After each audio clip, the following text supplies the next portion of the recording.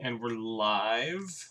A little bit early today. It was kind of just a slow day. Decided to just pick it up 10 minutes early, especially because we finished at like midnight yesterday. Sometimes these legacy leagues go a little bit long, so it helps me out to start a little bit early when I have some time. So anyway, for those of you that weren't here, or if you're watching this on YouTube in the future, if you didn't see that video yesterday, we 5-0'd with this exact 75 that we're looking at here. So that was really exciting. It was actually not a super good showcase of Brightling. I think, looking back on it, what did we play against? It was like the Mirror, Enchantress, Slivers, Dredge, and like some other fifth deck. It just like was Maverick. It was not a super good ensemble for Brightling, but the deck felt really good. And also, Brightling still felt good. It was just sometimes you just run into like a bunch of random matchups where Brightling happens to not be great. I still think this card is incredible, and I'm definitely tempted about putting the third on the board, but they're still hard to find online, and still happy with two for now. I think I want to swap out these Gideons for Cataclysms, however, because these Gideons have not been impressive. The only matchup I can really see myself boarding these in against is, like, Miracles, versus all these other decks that are popping up, where Cataclysm's still really strong, and Cataclysm's still good against Miracles as well. So I could see Cataclysm coming in against, what, of the 12 matches we played, Cataclysm's good against, what, Miracles, Grixis Tez, Enchantress, Bug Delver, maybe? They were, like, kind of a control deck, but maybe not. They did have a lot of Planeswalkers, though. I don't know. But, again, other than that, I think Gideon only comes in against Miracles. So we might just swap out the Gideons and then go from there. There's also the, what Phil's doing, which is just, like, completely omitting 4-drops in favor of, like, a third Brightling and a third Recruiter of the Guard in the sideboard for the grinding matchups. And the Recruiter can also come in for, like, combo matchups where you can find Thalias or Ethersworns or Revoker or whatever you need, which is also reasonable. But I'm pretty slow to change. I like maintaining the status quo, so we're already mixing a bunch of things up with Clerics and Brightlings. So at least the sideboard looks pretty stable. But I might mess around with no 4-drops in the future as well. Anyhow, let's actually get this started. I also need to update my Stream Decker list since I made this last minute change.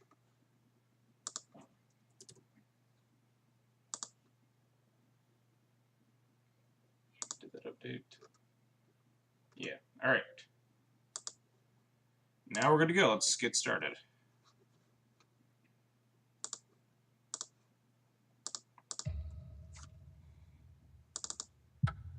So here's our 5-0. We 2-1 every single match.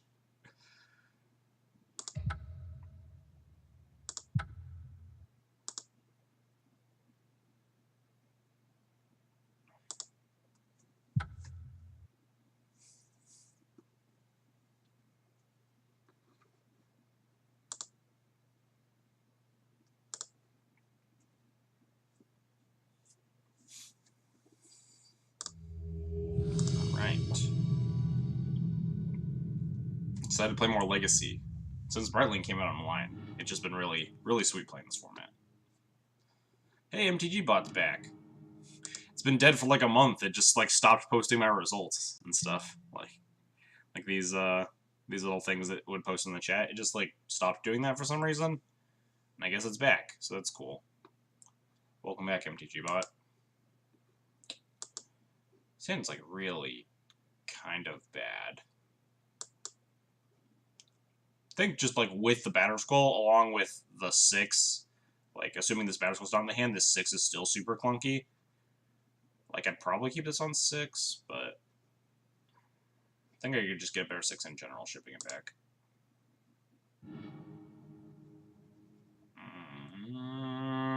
Alright, we'll keep this, even though this hand's also very loose. We get a Scry and like 2 draws before we need to hit the land. And also that's assuming that they counter this file, which they might not. turn. I guess Stompy is more likely.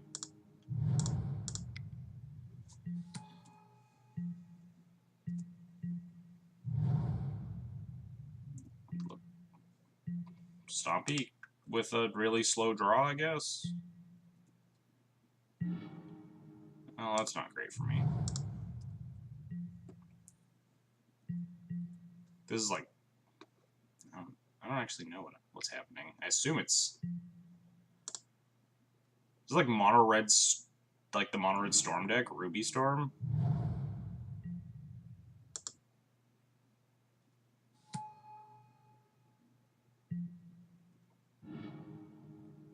It's probably just F6. Would have been nice if I could cast this Thalia if they're on Ruby Storm. Go for it, opponent. Act on Impulse. Getting 2 communes. Right, that's not a very good Act on Impulse.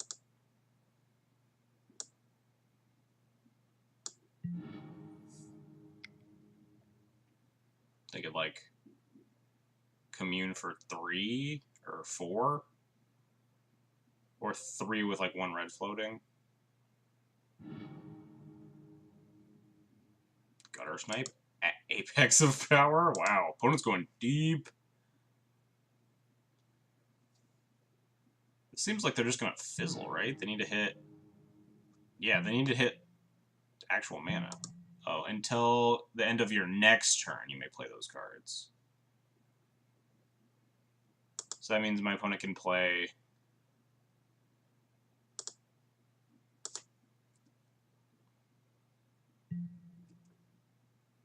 Why can't I X this out? Hello? Oh yeah, because it's not a revealed card. This is literally exiled. They have Act on Impulse Seething, Act on Impulse Rite of Flame.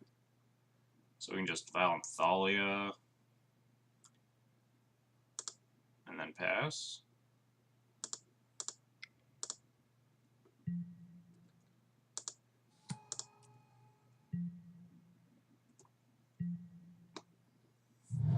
Oh, they hit...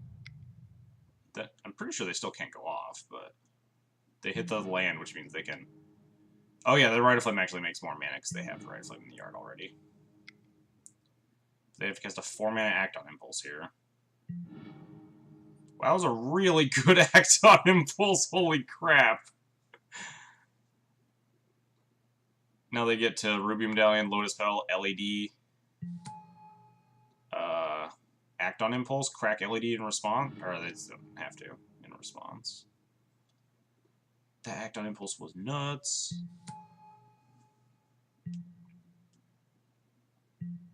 Wait. They can't actually, yeah. Wait, they just... Did they, like, miscount or something? I don't know what my opponent's doing. Very confused. But they have no cards in hand, and now they can't cast any... until end of turn. Yeah, so they can't cast anything anymore. But they have a lot of time to build up, so I guess I believe it's Violent 2? These Stoneforges don't do anything. I don't know what's happening. I'm very confused, chat. Alright, not a great draw. We would really love to draw a land. So my opponent has to draw... They have, like, 5 mana, so they could draw a lot of good stuff. But not that.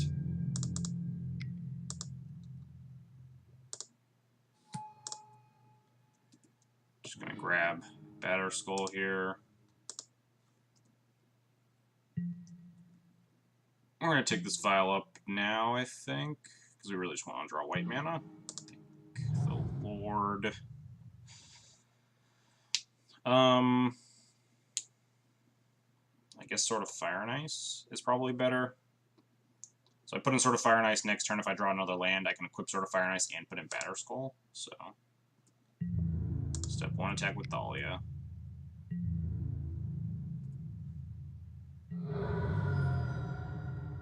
I don't think flickering out one of these Ruby Medallions really does anything.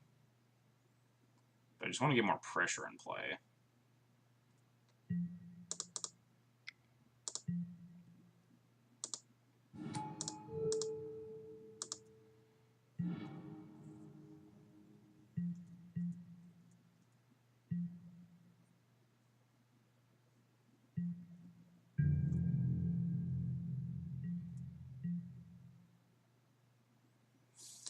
So, actually, if we draw the land, assuming we draw a land, we can hit them for what? 2, 5, 9, 10, 11, 12, 13. Okay, so we can't actually kill them.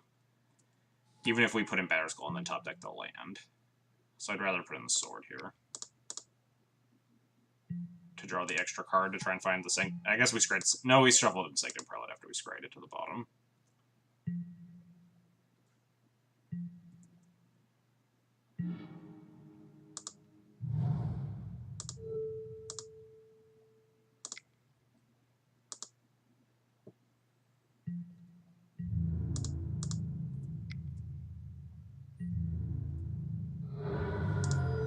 Alright, so we need them to brick for like 1 turn.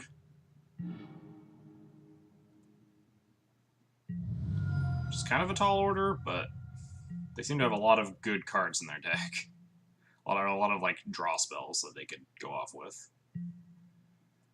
That's not it. We have lethal through that.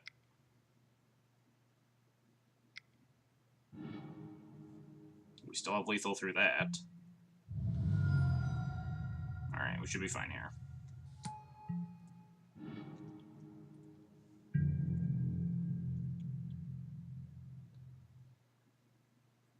Yeah, they realize that they're dead. Cool. What an odd matchup. I don't even know what's in their deck that I should be expecting. Do I bring in Council's Judgment to exile Ruby Medallions? I mean, Ethersworn is obviously great. Is Surgical any good? Can I have, like, a reasonably surgical card? I don't think so. Besides, like, whatever that, the Rite of Flame, which probably doesn't seem worth it. Step 1, what sucks in this matchup? GT and my opponent has Gutter Snipes in their deck, though. It's probably still not worth it. Plow's still not good there. Cat if they empty the Warrens on like 1,000,000. I'm pretty sure we just like die if they empty for like 1,000,000. Batterskull can sometimes race a empty for like 10 or 12. I don't think if they empty for a whole bunch, I don't think Cataclysm's worth it. Could be wrong on that. Can I find like a Ruby Storm list online?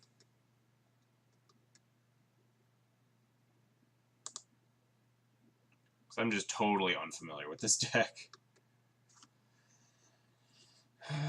LEDs, Lotus Petals, Helm of Awakening, Ruby Medallion, Ancient Tomb, and Mountains. Manamorphose, Burning Wish, Rite of Flame, Seething Song, Act on Impulse, Hazard's Undying Fury, Past in Flames, Empty.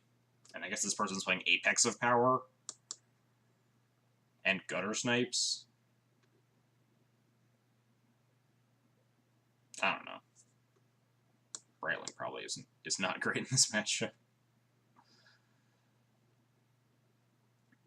What would I even put a Sanctum Prelate on? Probably like 2? Because 2 shuts off Burning Wish and like Ruby Medallion / Helm of Awakening if they have them. Guess we'll just run it like this. I don't know. This matchup's weird. Does Mother of Runes suck? What do they have like... I assume they have Pyroclasms or stuff on the board to wish for. Nope, doesn't look like it. Whatever. Yeah, well, we have Mom into Ethersworn, which probably seems really strong. Mom into Ethersworn into Sword of War and Peace. As long as they don't turn to me. On normal to 5, they're unlikely to.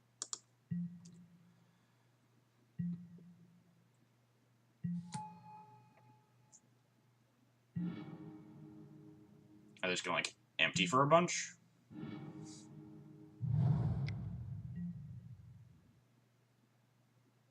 That'd be pretty horrifying, honestly. They only have 3 mana left. What are they wishing for?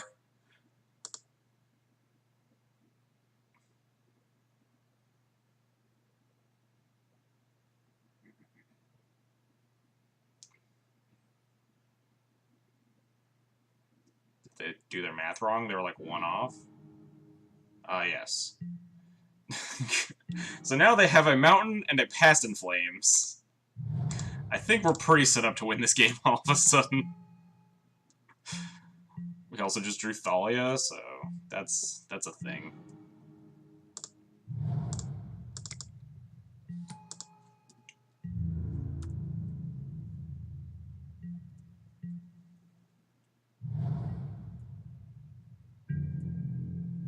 Maybe I should have played the Ethosword just so I could play the Sword of War and Peace on 3.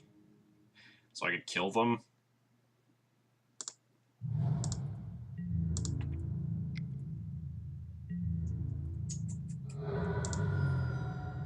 Could also just play the Stoneforge here. Although the Sword of War and Peace doesn't actually increase the clock by a substantial amount. Because they're so down on cards all of a sudden.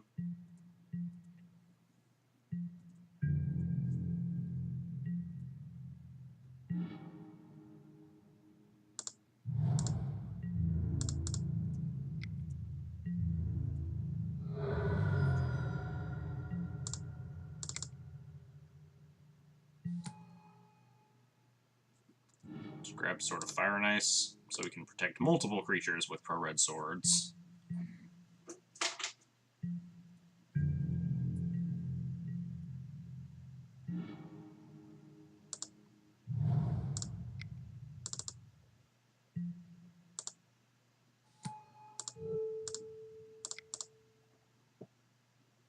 What up, Yaz? Thanks for the well wishes. We are in the middle of brutally murdering my Ruby Storm opponent.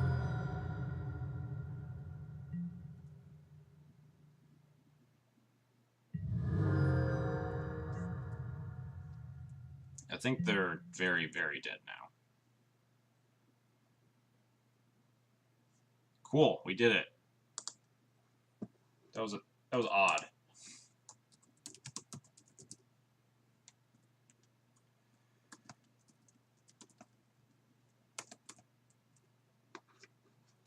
Good start to the league, I guess. Real quick match. I don't think my opponent did.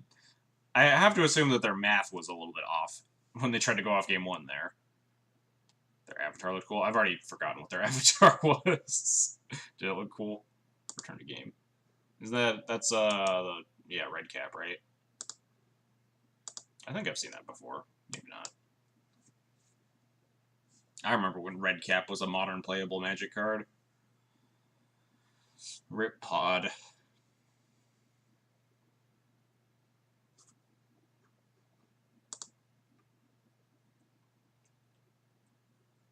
What does Caven even do? MTG. Is it like the sack and some mountains shatter everything? Oh no, it's what the heck? It's like the red it's not the red Force of Will, because that's like pyrokinesis or something, but it is, you can exile a red card rather than pay its cost, and it is a volcanic fallout, I guess. Deal 2 damage to each creature and player.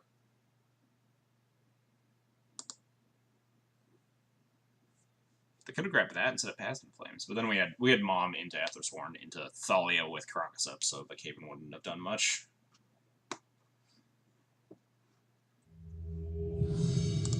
Sweet.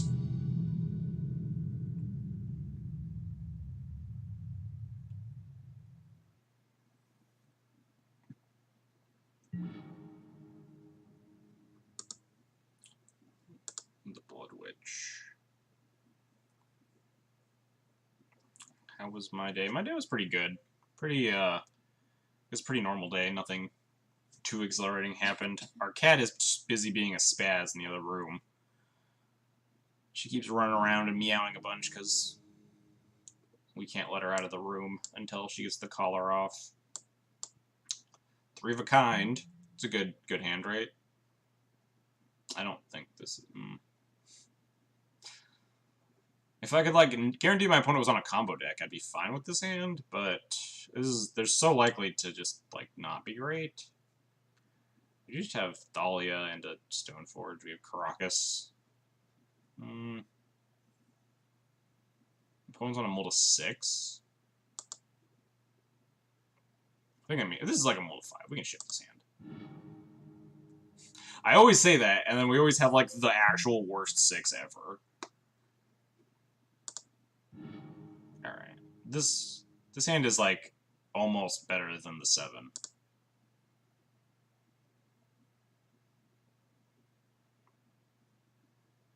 So we traded out 2 Thalias and a land for our Brightling, right? No, we must have had 2 lands then. No, we had 3. We had 3 lands, 3 Thalias, and a Stoneforge. So yeah, it's probably fine.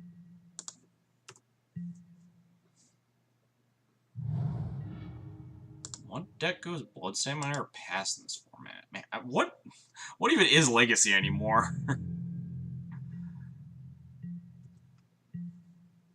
But one was yeah, the fair one. I did trade out the Caracas, which is pretty relevant with the Thalia.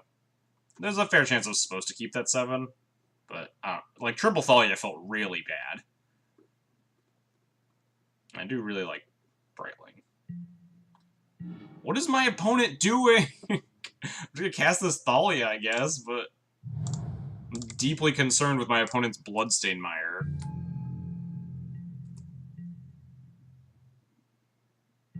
What's up, Static Gripped? How's it going? Could be Reanimator. Yeah, that's fair. Could be just like red-black. I assume they didn't fetch last turn to keep the card they scryed to the top. No, they actually bottomed. So I guess they were just trying to hit a second land drop, so now they're fetching because they want to cast a 2-mana spell. Infernal Tutor? What is my opponent playing? Like, Tess? Life's going pretty good. Doing pretty well. How are you? Yeah, my best guess is Tess at this point. They got severely punished for not putting these Chromoxes out.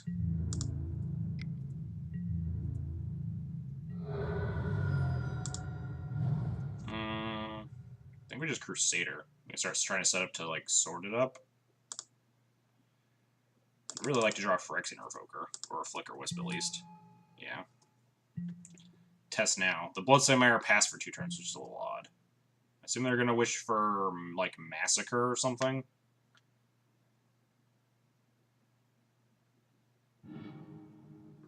Grape Shot. Sure. I guess they can Grape Shot this Thalia. Maybe they don't have Massacre.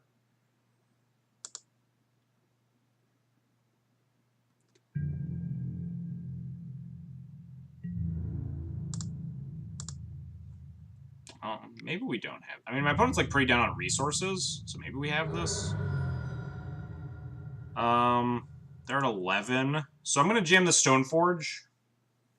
So if we draw a 4th land, we just kill them with Crusader plus Sword. Was Brightling lethal? Probably not. Yeah, it's only 9. Assuming they Grape Shot this Thalia, if I play Brightling, it only attacks for 9.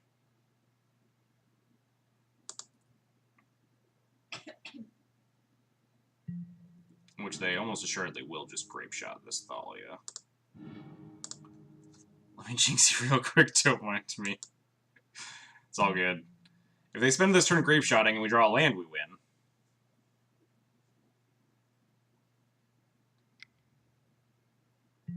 Yep. Please. Oh, man. Now we're probably just dead. Because that's my luck. My opponent has 4 cards in hand. It's probably just somehow going to be lethal. At least they can't, like, add Nas, because they're super low. I guess we just set up lethal for next turn. Could just attack for 5, put them even lower. Attack them for 5, puts them to 6, and then I can just Brightling. Then if they empty, they have blockers, but then they can't reasonably kill me before I get the sword online after that. Just a question of, do I want to hit them for 1 lower, or do I want to just play, like, do I just want to play Mom and put in the sword and put them to 7? Probably just want to play with Brightling. Put them to 6. Yeah. Unfortunate that we didn't hit the land there.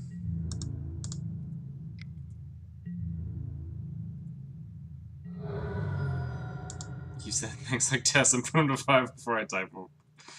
Sorry, we're on the same wavelength at least. Also, just thinking about it now, that triple Thalia hand would have been real strong. They grape shot the Thalia, we just have 2 more. Alright, sweet, they still died. Awesome. That's good, because games 2 and 3 get significantly harder. I mean, I guess they get better for us, but, like, them being on the play, it's just always scary. I always, like, think about surgical and then end up hating it.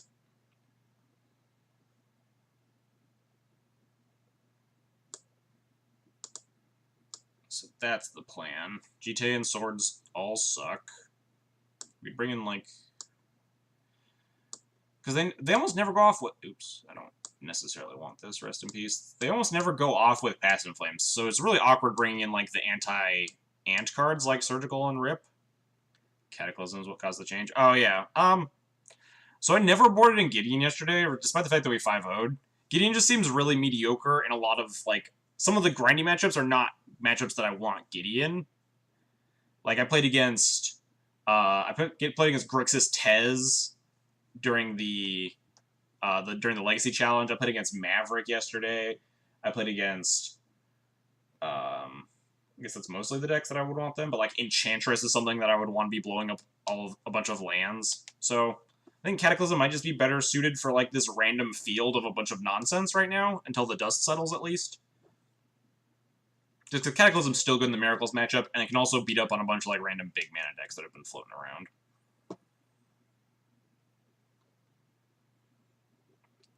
Could see, like, bringing in Surgicals. It's not good, though. I hate Surgical in the test matchup.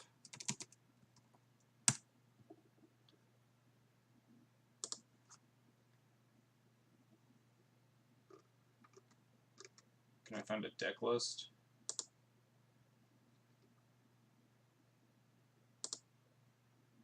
Alright, so this is probably what my opponent is playing, or something close to it.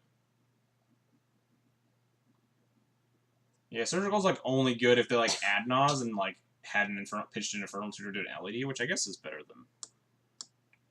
It might be worse than the rest of the cards in my deck. Just have the Miser Surgical. I dig it. What's their sideboard look like?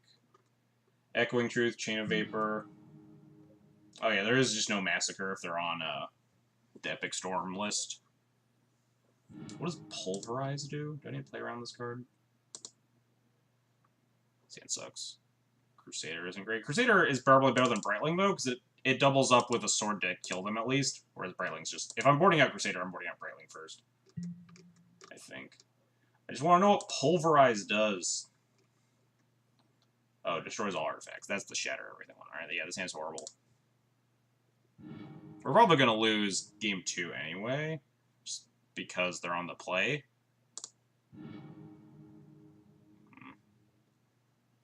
This hand also sucks. Do we go to 4? Relic Order doesn't really do anything. It's just going to, like, nab a Chrome Mox.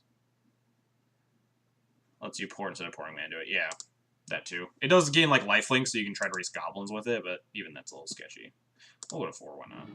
Alright. I'm in for this. We'll bottom that. If we somehow manage to get to turn 2, we need a second land to win, so...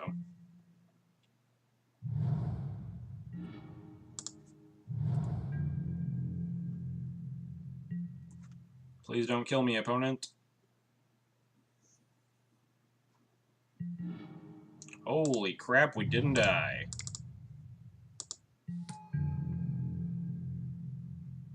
I assume they have an answer for this Thalia, but they have to find a second mana source first.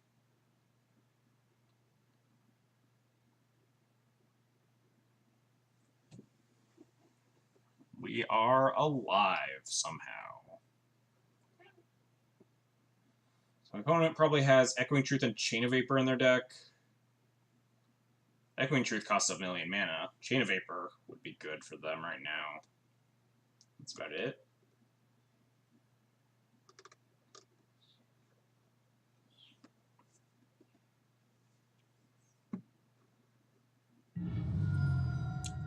casting a Lotus Petal, maybe? Or a Chrome Mox or something. Setting it for next turn. If we draw a land... Ooh, they have Abrupt Decay in their deck? That's neat. Also, Second Thalia is not the worst.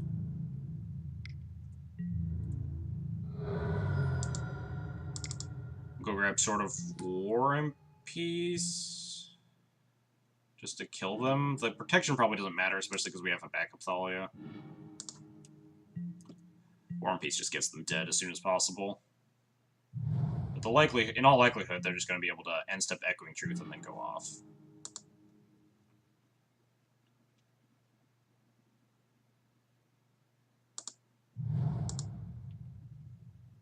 Could Flicker Wisp this Chrome Mox in an attempt to stifle them on mana?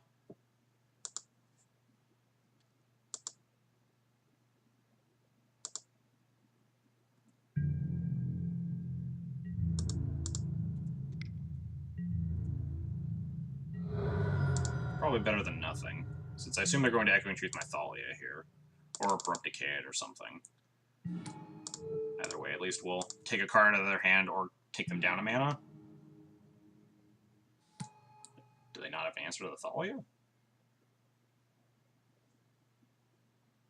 Imprint or Rite of Flame? Sure. I'll also accept this. They have nothing.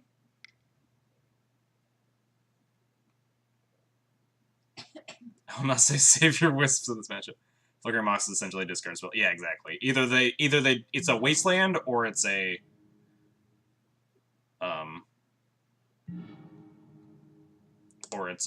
discard spell. Opponent's probably going off though. Yeah, looks like they're going off pretty hard. Assume their last card is Ad Nauseam. Yeah, with double LED.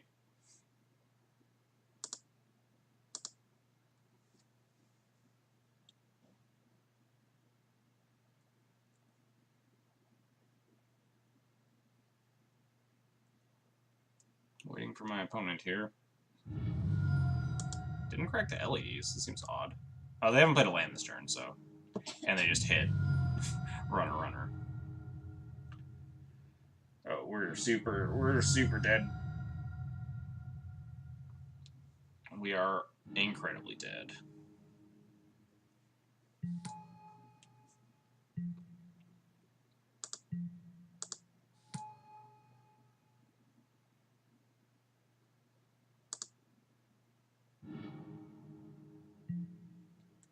Sure, Thoughtseize me.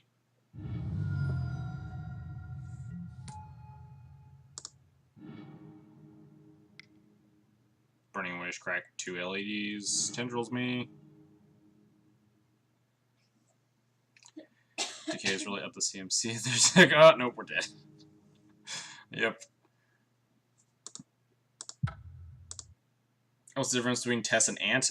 Tess plays Burning Wish and typically plays Chrome Mox's main and stuff like Rite of Flame, whereas Ant plays Passive Flame's main with Cabal Rituals and stuff. And I guess Tess also usually can use Empty the Warrens for like a faster kill. Essentially, Tess tries to go faster, where Ant tries to be able to play through Disruption a little better. So Tess is more of the nightmare matchup for stuff like D&T, because Tess just goes so fast sometimes you can't get down your hate cards. Tess has Red Rituals, no Cabal Ritual, and yeah, exactly. Those things. So you'd much rather play against Ant as D&T, because they're typically like half a turn slower, so you have more chances to be able to actually get down a Thalia or an Ethersworn Canonist or something, versus Tess, which can sometimes just turn 1 or turn 2 you.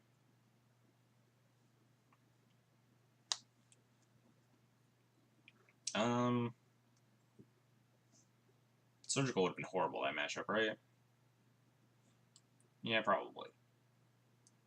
Trying to think of if the second Surgical is actually worth it over, like, Uprightling or something, and I don't think the answer is yes. I think Surgical's better than Jite is, but I don't think Surgical's better than, like, anything else in this deck. They're more relying on Ad Naus.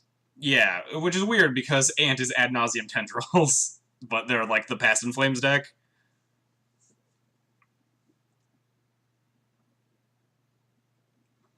but Tess is like the better ad nauseum deck. It's some weird naming conventions. And let's just run it back.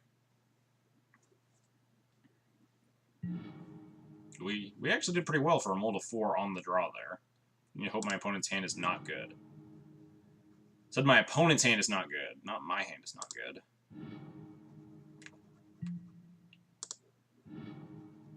All these hands suck. Do I go to 4 here? Probably. My opponent kept 7. There's absolutely no way I'm winning on winning 7 with like a turn 3 Ethersworn Canonist. Although my opponent might have like kept a 7 with hate. So their plan is to like beat my Thalia or whatever. God. Can I go to 4? This also a Stoneforge, which can beat like a if I grab Batterskull, I can beat and empty the Warrens or something. We'll keep this on 5. Never didn't have it, guys. 100% of the time, knew exactly what I was doing. I calculated all of this meticulously. Alright, and then my opponent's gonna like turn 1 me, it's not gonna matter. Oh, thank God. Oh, no, never mind. Brainstorm is like the I'm going to murder you this turn when Storm does it on turn 1. Dead version of Storm called Grinding Station. A lot of win cons and less tutors to make counter magic worse. I think I vaguely remember that. Please don't kill me. Please don't kill me. Oh God, we're not dead. We're not dead, guys. Chat, we're not dead. This is not a drill. They can still just like Chain of Vapor my Ethersworn and go off. Like Thalia would be much better here. But alright, this is good. This means we get Vial on 2, which means that they can't just Chain of Vapor this Ethersworn and go off. Things are looking up, chat. If we find a land, we can also, like, recruit a Thalia or something.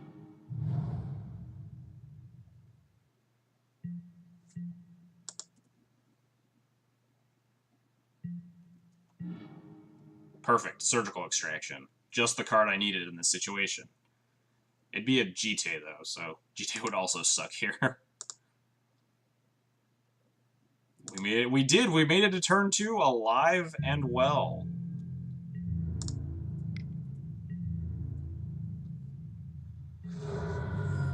Did they keep with their Ponder? They chose not to shuffle.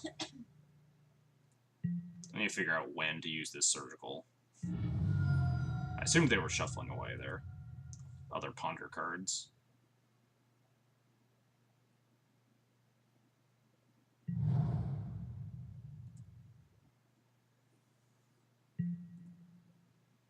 I might go grab Sword of Fire and Ice just to protect this thing from bounce spells. What is this? You can't cast Abrupt Decay with those lands. They can cast Burning Wish. Sure. What are they going to wish for? Grape Shot. Okay, yeah, so their plan is to, like, play an artifact and then Grape Shot this Ethersworn. Might recruit her for Canonist and hold it, display around a sweeper. I might recruit her for, like, Thalia now. We'll see in a second here what I want to grab.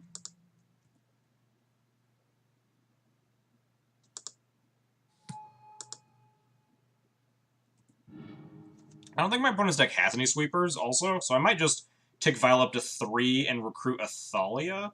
That gets punished, though, if they have, like, 2 artifacts. If they have Lotus Petal plus LED. No, they can't, because then the Thalia will tax them, so they actually can't cast those spells. So that should be fine.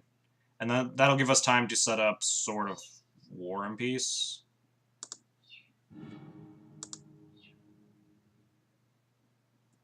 Chain is similar to a sweeper. I mean, not quite, right? Because they can't keep sacking lands to bounce my stuff. Because it requires an exchange. Like, I need to bounce one of their things first.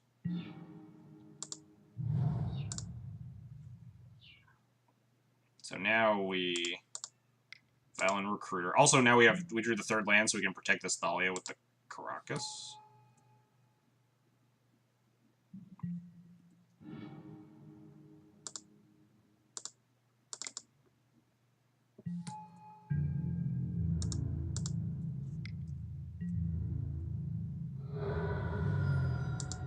they discarded the Thoughtseize to hand size. That makes sense. We want to draw 4th land here. So I can Grape Shot this Thalia, which doesn't do anything. Because I can just pick it up with Caracas. The bounce your own stuff trick. Yeah. The owner of the target of the bounce spell is who gets to pick it up. Yeah, this Grape Shot's really bad.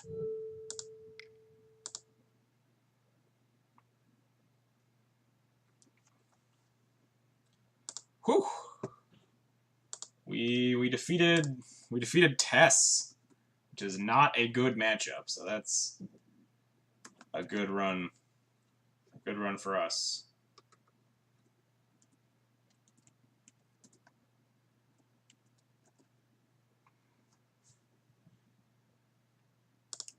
On to round 3.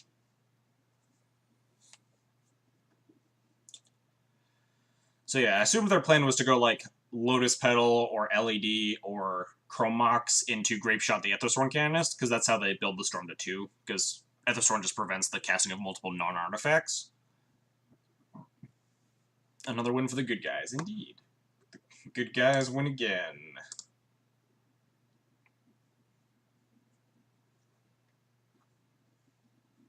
So when we recruited for Thalia and played Thalia, they only had the 2 lands. I generally like leaving Violin 2 for Storm matchups, but I see how he takes it up there. Yeah, exactly. It was 100... Like, I would have definitely left Violin 2 if I wasn't planning on Viling in Recruiter and then casting Thalia. Yeah, I definitely would have left Violin 2 in other situations. Hello, Rebel Bull. How's it going? Because if you leave Violin 2, especially with something like Aethersworn or Thalia, then their stuff like Chain of Vapor and Echoing Truth gets a lot worse, because if they bounce it, you just put it back in. Yeah, ticked up to 3 exclusively because I didn't know if I was going to hit the 3rd land drop, so I wanted to be able to Violin Recruiter to cast the Thalia, instead of casting Recruiter, Violin, Thalia. Any update on Cardboard email? No, I emailed them like in the afternoon sometime, just asking what the criteria were for the partnership, and then they sent me a separate link that showed me like, oh, you need these criteria. So then I spent like half an hour this evening crafting an email saying, this is why you should give me a card holder partnership. So maybe they might reply tomorrow or something, since I sent it pretty late in the day. This hand's probably like fine, and we're just gonna pray my opponent's on a fair deck, which, given this track record today, is probably not a good assumption. But I guess Ruby Storm into Tess. That means we're due to play against a fair matchup, right? It's hard to pass up a hand with Aether Bottle and lands, though.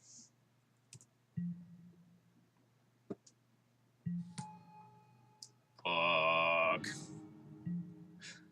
Why am I bad at this game? We'll just top deck Thalia, it'll be fine.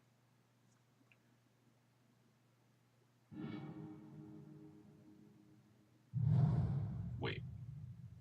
Are we playing against... Oh, we're playing against Sneak? Do you meet the thresholds? I meet most of them. There was one threshold that I don't meet, which was like 200 followers. I have like 150 or something.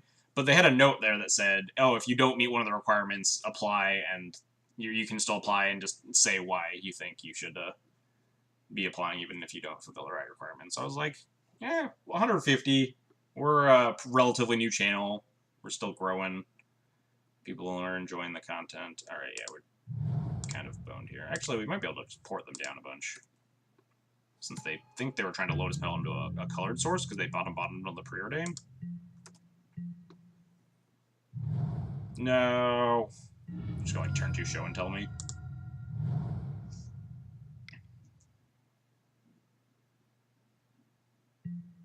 Oh, we're alive.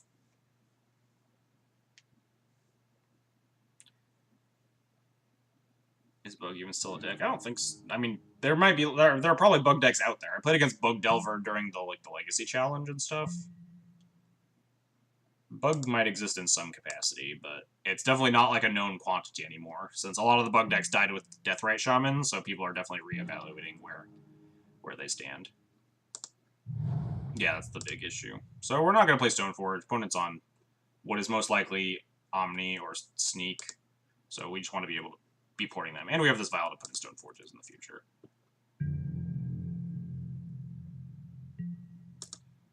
What did they do with the Ponder? They shuffled on the Ponder. I'm really tempted to port this island, but I don't want to get show and tell, so we're going to make sure that they don't get a 3 mana without, like, a Lotus Petal or something.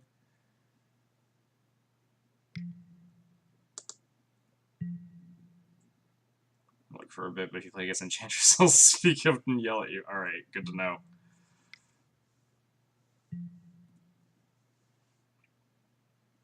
Opponent is aggressively cantripping.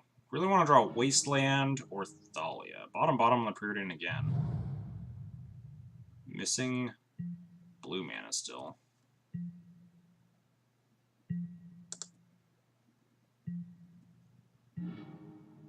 Alright, these draws have been not great.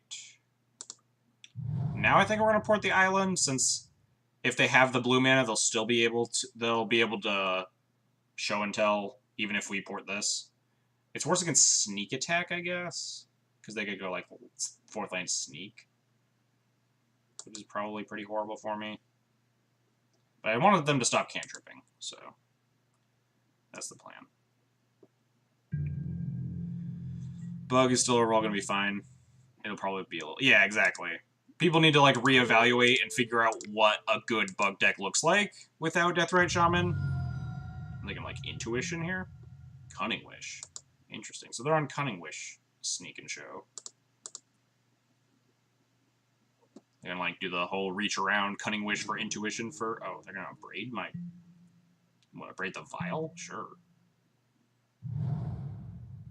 Please, just... Yeah, snap off a braid on this Vial.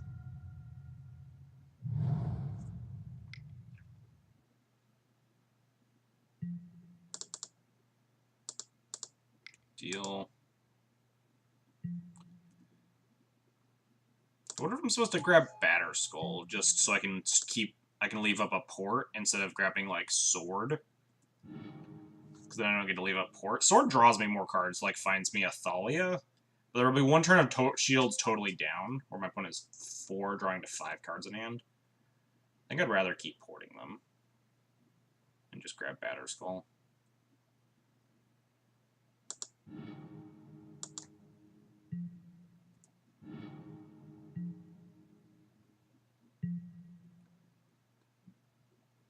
Skull is better here. Yeah, Skull is better here for a couple of reasons. I think I'm back to porting the Ancient Tomb now. Just to keep them off of 4 mana. Because I can't keep them off of blue. I can keep them off of red, but that's not a huge deal. Would have gone for Sword. They have enough mana. Yeah.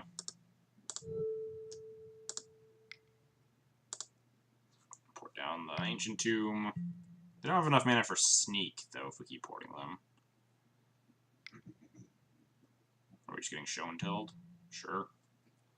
Guess I'll put in this Flicker Wisp and hope it's not Emrakul on the other side of the door.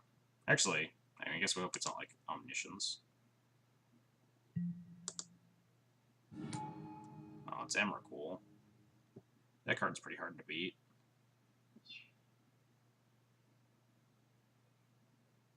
I mean, I guess I flicker my Stoneforge. There's nothing better to flicker.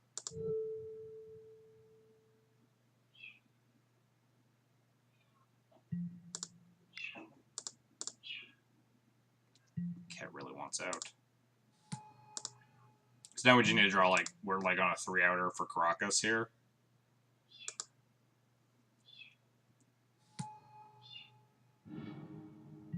Three out of like 47, something like that.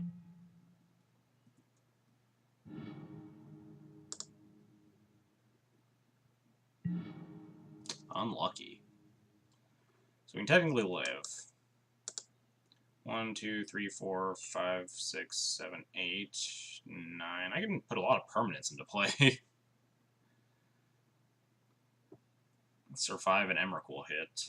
Hope to draw Caracas. Might be able to even set up. Yeah, drew Caracas with no other text on it. Weird Moto bug, I guess. Might be able to set up so that we can equip Sword of Fire Knights to something to get 2 draws next turn. We're just going to cast both my equipment. I guess I don't have to cast Sword. I just cast GT.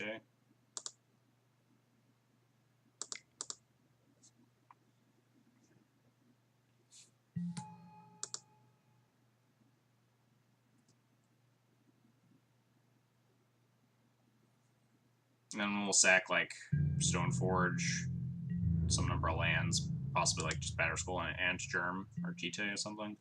Could be, like, 1, 2, 3, 4, 5, 6. No, I need 2 lands to give me the extra draw.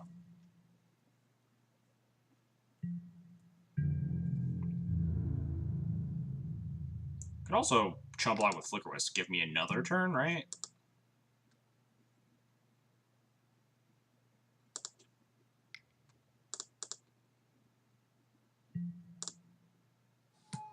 But no, I won't be able to make 12 permanents. 1, 2, 3, 4, 7, 8, 9, 10, 11. Yeah, I'm not gonna be able to make 12 permanents, so we're not gonna chump block there. So what does this look like?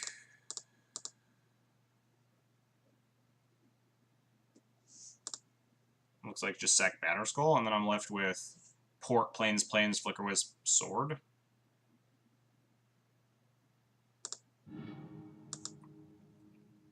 Go to 5.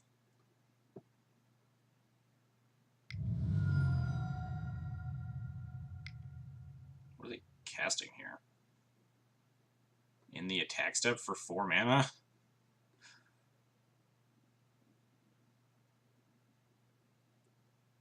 Opponent's like casting Sneak Mane too, it looks like.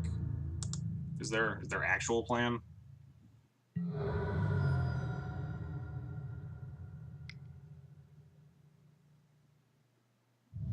Yeah.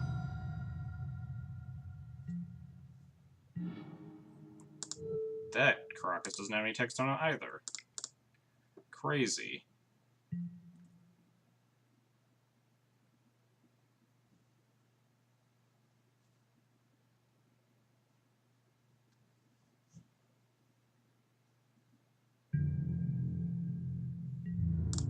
Alright, we get one more draw. Come on, deck. You know you want to give me this. I mean, it wouldn't even work now, right? 1, 2, 3. Because then they have, like, they can sneak it back in.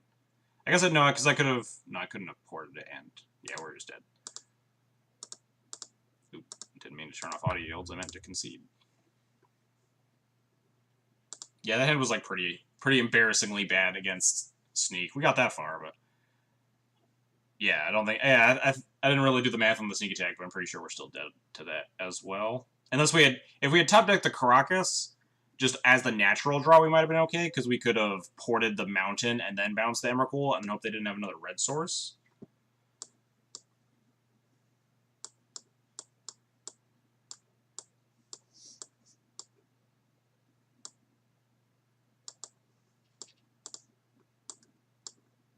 Alright, so these cards all suck. These cards are all great. What else sucks in this matchup? Remorseful Cleric and Brightling, it looks like, is the worst card in the deck. Maybe Batterskull. Probably Brightling's worse than Batterskull, I think.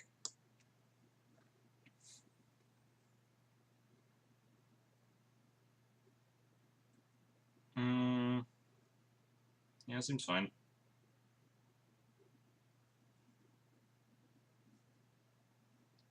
Alright, let's run it back. Batterskull is 2... Yeah, Batterskull is 2 permanents if you're sacking things, but if you're sacking things, you're usually dying. The main thing is that you can tutor it, like, for a... And it's a 4/4 for 2 mana sometimes. Alright, this hand's good. We have Vile at this one and Prelate. Let's just draw Mother Runes, make this hand complete gas. And we also just have Caracas. I mean, we have 2, which is a little awkward, but this hand's just super, super good.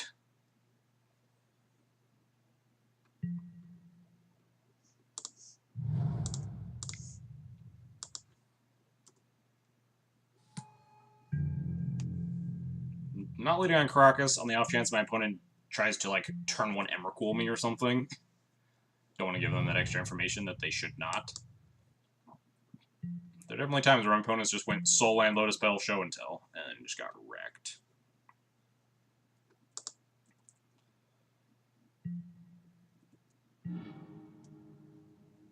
Man, we're drawing a lot of good hate cards here. Question is, what do I want to do? I guess I can just... Leaving out Containment Priest is the safest line, I guess. The other line is like just cast Stoneforge, but I don't think that matters. I think we can just leave a Priest.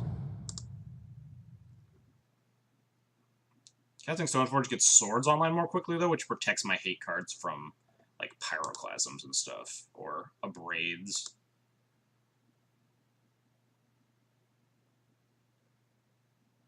Cannon. Oh, but, like, I can, if they show and tell, I'm just going to put it in the Canonist, so I don't instantly die to Omni. We're just going to hold the Containment Priest, cast it if they show and tell me, and then then the show and tell resolves, we put in Canonist. I mean, we're still probably dead, because then we can't kill them and they Emrakul me the following turn, but... Oh, wait, Containment Priest shuts off my own Aether Vial, though. That's probably pretty dumb. Did not think about that one. Ooh, maybe we're getting Omni'd anyway.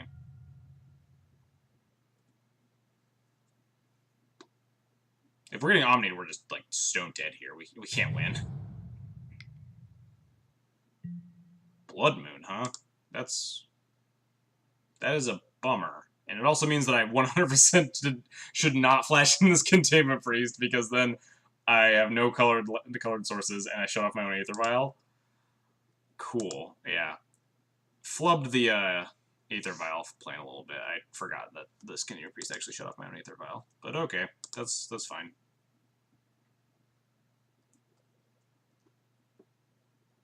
Can't even play the second Caracas still.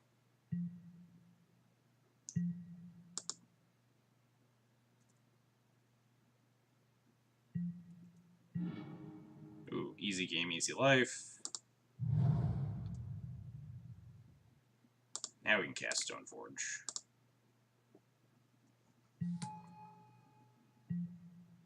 Yeah. Still can't play a second Caracas. Grab Sword of War and Peace. Yeah, Basic Plains was a very, very good draw. I'm definitely down for this. So now we can Violin, Canonist, Uptick Vial with Prelate. Prelate on 3. If we live that long.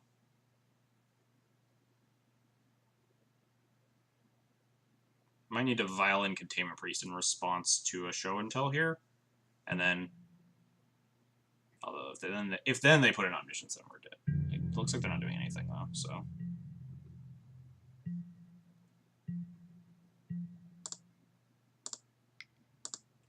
So they could easily have like an Abrade or a Kozilek's return or something. But we still have the Prelate, which is really good if they just like K-return me here. I just cast War and Peace, Violin, Prelate on 3, pass. And then they have... Alright, they're letting me untap. That's cool. So now we're going to activate Vial on 3. Also, we just drew another Plains. So we're going to activate Vial on 3 right now. So if they have K-return, then we can turn it off. If they have a Braid, though, it's kind of annoying. But them's the breaks. We can't play around everything. I guess if they have like if they have Pyroclasm, then we still have a Ethostorn with a War and Peace on it. If they have Pyroclasm here to sweep away the Prelate and the Stoneforge, so we're still kind of okay there.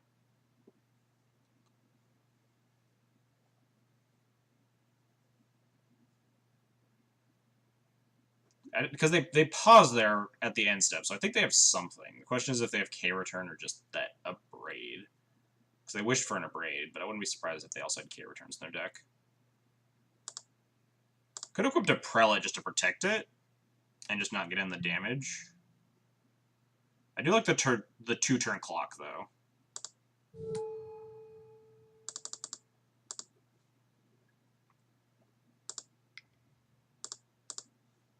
Because they have 6 cards in hand, and it would make Ethostorn a 4/4.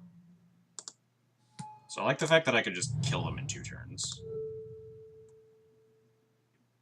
If they spend their turn Pyroclasming the board, they still just die to this Ethostorn the following turn. If they have the Abrade here, then sure.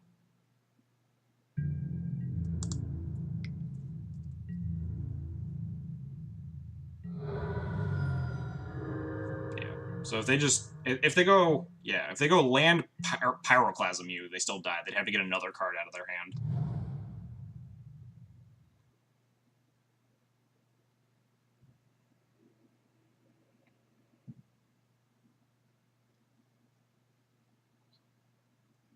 Yeah, they're just dead.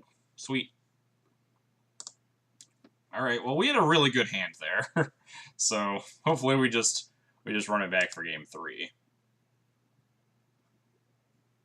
Yeah, all these cards still suck.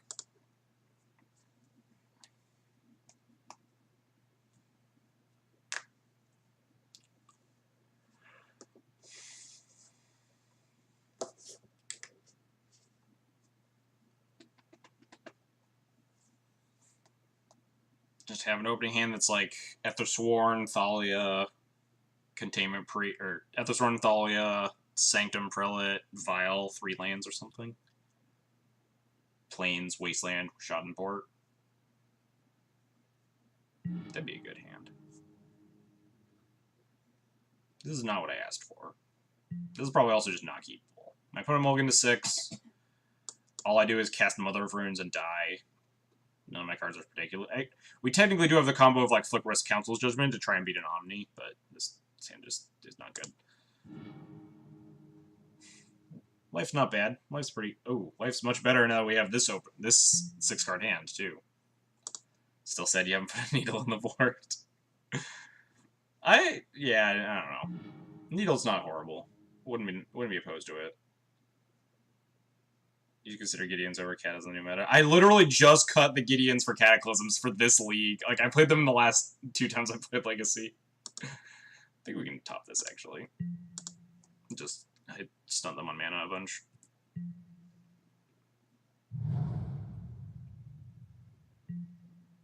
Mountain Pass. Sure.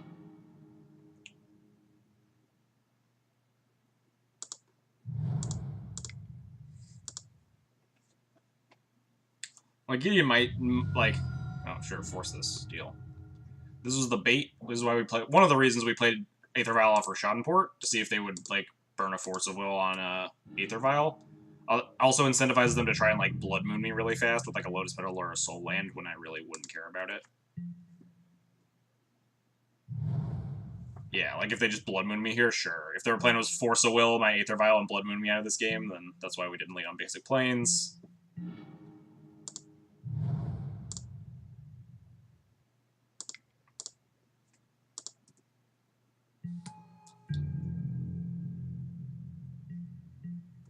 It does. I haven't seen a lot of like Dread of Knights though, which is why I was kind of scared.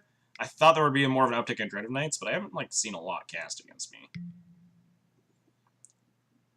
These brainstorms are a lot worse when my opponent doesn't have any fetch lands left in their deck.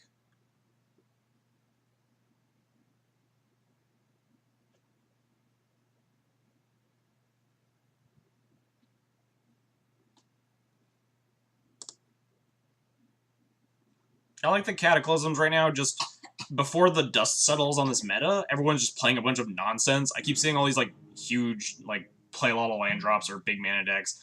Tezzerator, like, 12 Post or whatever, Eldrazi Post, Enchantress, all these decks that I really want, like, Cataclysm over Gideon.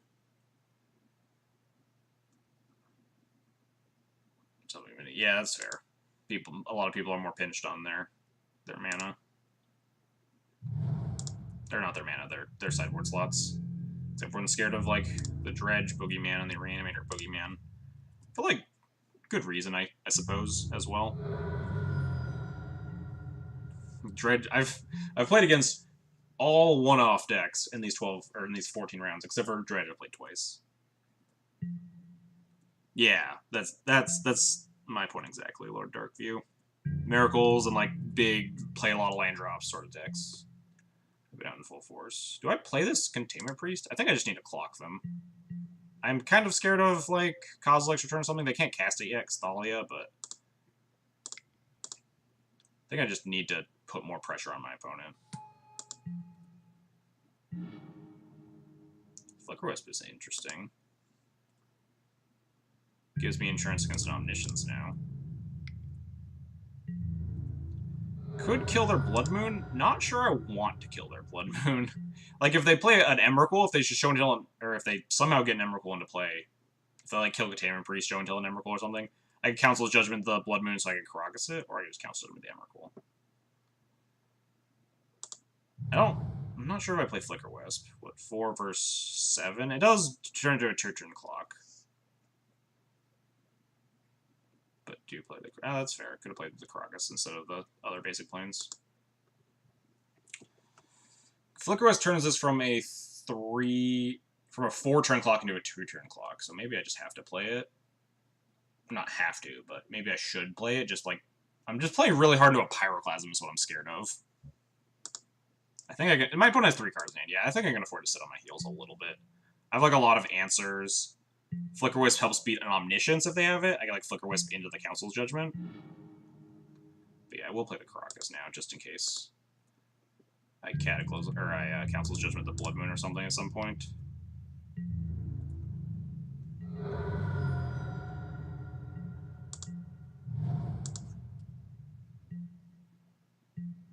Yeah. I mean, we can beat up a Show and Tell Dynami a lot of ways. Containment Priest, Council's Judgment, this Karakas. Yeah. Or we can just, like, Council's Judgment the Emrakul. We have a lot of answers. We got good stuff going on. Oh, man, now we can just, like, recruit Sanctum Prelate?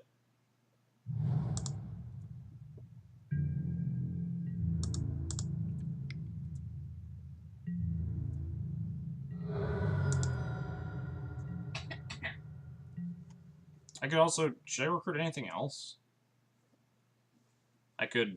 I don't know. I could also just, like, Flicker Wisp. If they... I don't know. They have a lot. I think they're pretty dead here. So I could recruit Prelate and Prelate on 3. Since if my opponent had a Pyroclasm, I think they would have cast it, like, ages ago. I think, if anything, their hand is, like, a 3-drop that they can't cast because they don't have this 4th land to play it through the Thalia. Yeah, it's gotta be a 3 CMC sweeper, like a Kozilek's Return, so I want to recruit her into Prelate, I think. And I could get, like, savagely blown out by a Pyroclasm this next turn, but... I think it's probably still worth it. It's, like, exactly Pyroclasm that punishes me for this line.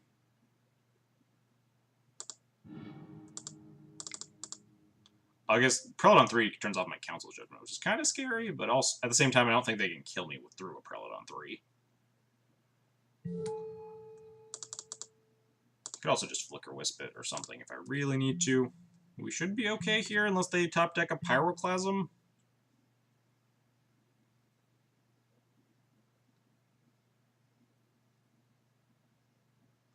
Hopefully this is the pause of a dead opponent, not the pause of opponent who's screenshotting the board and their hand with Pyroclasm in it and going on Twitter and posting about how badly they're about to savage me.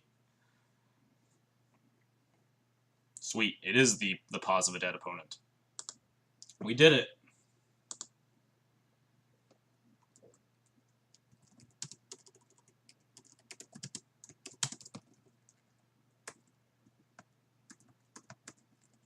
So we lost game 1. We won game 2 and 3. Sick. Today's like combo day, apparently. Played against nothing where Stoneforge Mystic is where, and like Swords of Plowshares is where I want to be. Ruby Storm into Tess into Sneak and Show.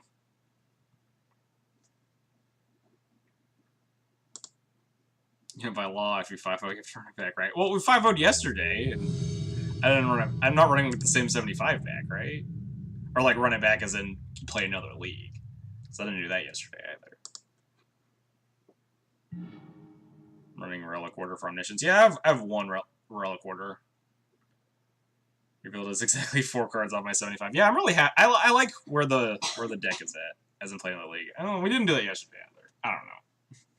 We definitely will play another league because it'd be so late, but I'll keep playing this sweet list.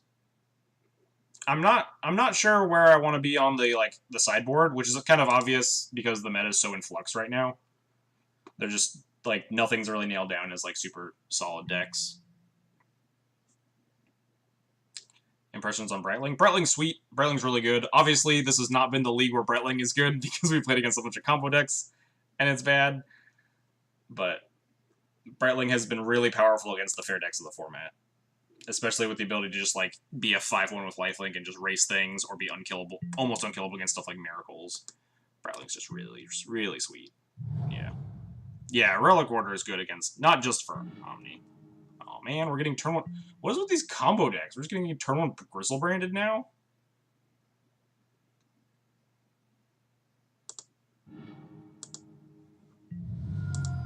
Do I just concede? I think I might. If they like draw 7 and Thoughtseize me, I might concede. Because we can still draw Caracas to get out of this. But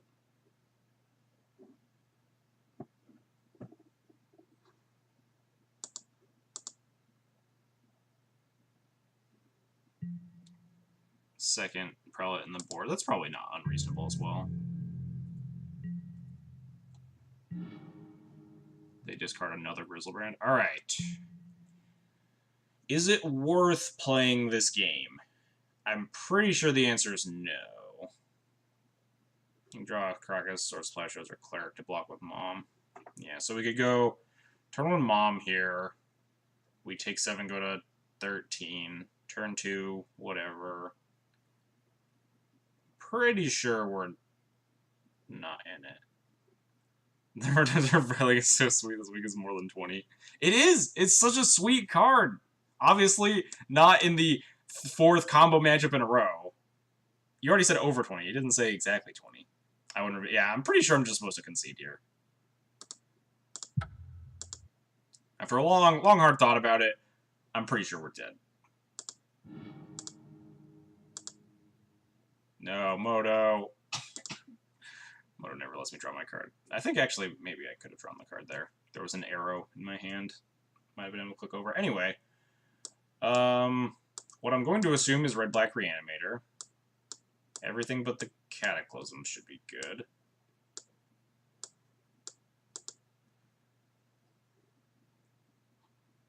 Give roughly 40% drawing out to just Grizzle. Yeah, exactly. They could just draw 7 cards there. They could draw like another 7 cards the following turn if they want. So I think it's probably more in our favor to just cut our losses. So what do I cut in this matchup? Like everything. Brightling. This is probably not the Brightling matchup. This might be it. Solidly not a Stoneforge matchup. Keeping 1 to find like sort of War and Peace. Flicker Wisps are not great. They're good in conjunction with... This is what I talked about before, is I don't think Aethersporn's actually good in this matchup. It's like, because the only times they're casting a bunch of spells is if they're like turn 1-ing you or turn 2-ing you before you have this thing down. So I don't know if... I think Aethersporn might be the worst card, like, in this configuration. Is it worse than, like, Flicker Wisps? I'd pull all the equipment. There's a chance that I'm also just supposed to pull, like, Sword and Stoneforge Mystic. I suppose. I could just see cutting these. Canonist does... Yeah. I mean, Canonist, like, slows the burn, but... Do you ever consider running one Aethersporn main board? Not anymore. Like, there were points where that was okay, but there are, like, so many different cards. Your flex slots are very constrained in this day and age of Death and Taxes. So I don't think it's quite worth it to play Aethersporns, unless you're going to run into a bunch of combo matchups. If I knew these were my 4 matchups today, I might have mainboarded an Aethersporn Canonist.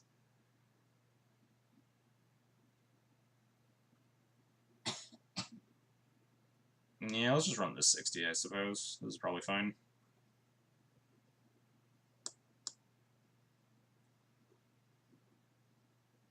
Yeah.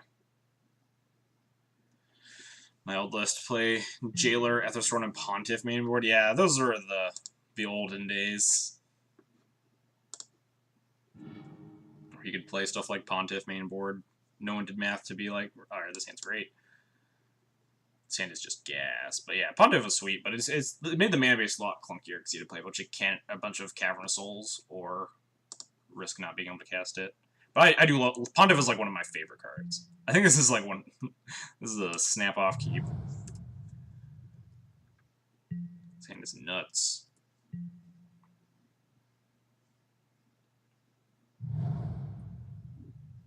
I assume that's 4 files, not 2 files. turn 1. Maybe, maybe not. They might just Thoughtseize me, take a rest in peace. And then we still have a really good hand. Oh, nope, we're getting turn 1.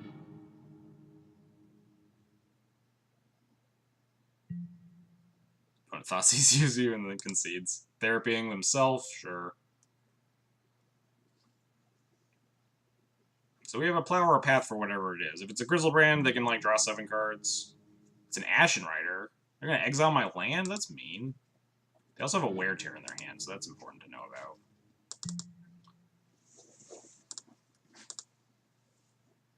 I mean, I'm gonna plow it, but now I'm gonna not have any white mana. That's awfully rude of you, opponent.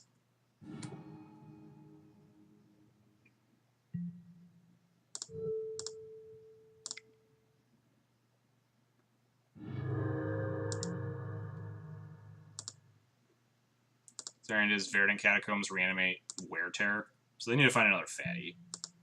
And a way to discard it before we find a white source. Although they have the Wear Tear to beat the rest in peace, so we have a couple things we need to do. There's always Holy Light. I hate...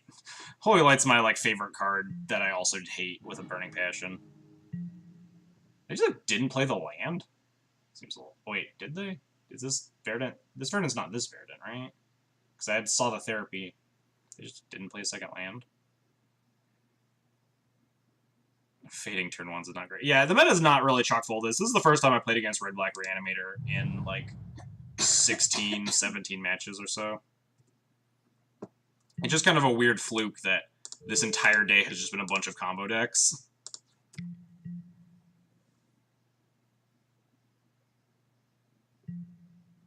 Is it bad that I want to run a 2-up Mana Tithe? A little bit bad. Seems a little bit dicey. Maybe they're saving the Verdant to, like, protect the white source for their Wear Tear or something? We're just gonna jam this Ethosworm Canonist. Could have countered that ritual. I mean, we're still like fine off. We're still pretty well off.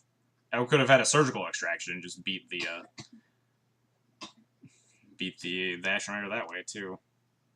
I think there are a lot more cases where Mana Tithe is bad than Mana Tithe is good. It's a little bit of a cute card more than a good card is the issue.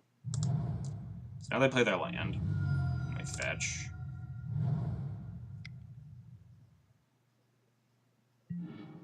Nice. So they burn the Wear Tear on the Ethersworn, so now we just get to rip them.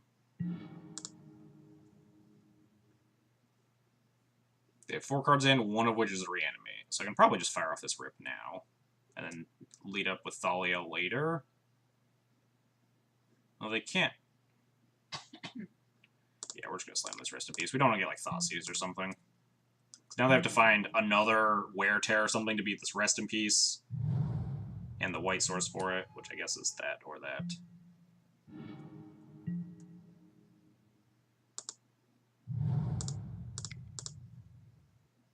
Rather have Orim's Chant than Mana Tithe. I've considered Orim's Chant at various points in my life. In this, I don't think I'd main deck it, but yes, sideboard and stuff.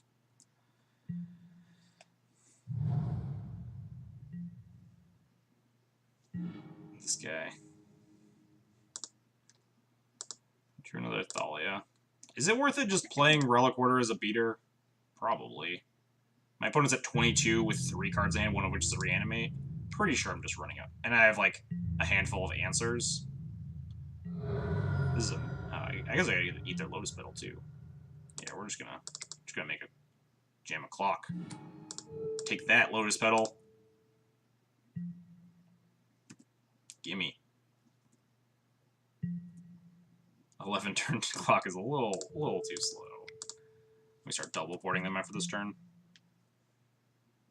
Crackdown was a sweet card. I own foil Crackdowns. When Eldrazi was, like, really, really big, when that deck became a deck in Legacy, I invested in foil Crackdowns. Are you waving the shark around behind me? I can feel it touching my head.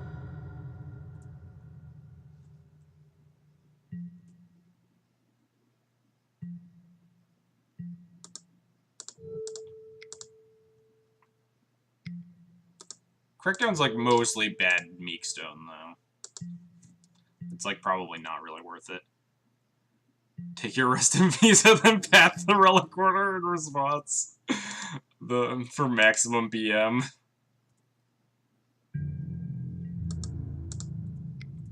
My opponent's not doing anything. It's probably worth taking a turn off to play the Aether Vial. Or taking, like, a port off, not a turn off. Only port them once here. This Aether Vial might be relevant as I slowly kill them over the next, like, 6 turns.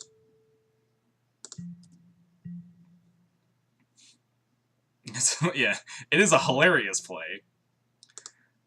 But it is likely not the correct, very, very likely not the correct play.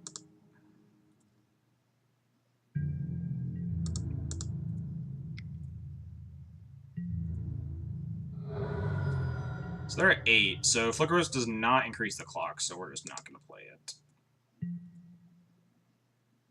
It's so much better than Meekstone. It's, like, not better than Meekstone by a wide margin. When you're bringing in Crackdown or Meekstone, it is going to, like, savage your opponents. You don't need your Flicker Wisps to untap.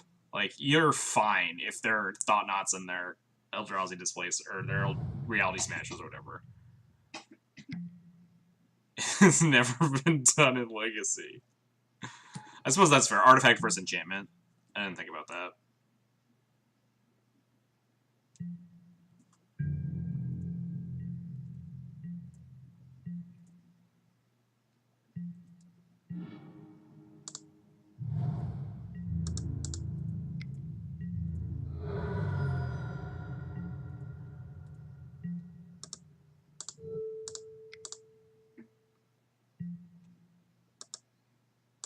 Isn't Meekstone 2 mana? Maybe it's 1 mana? I don't know how much mana Meekstone is.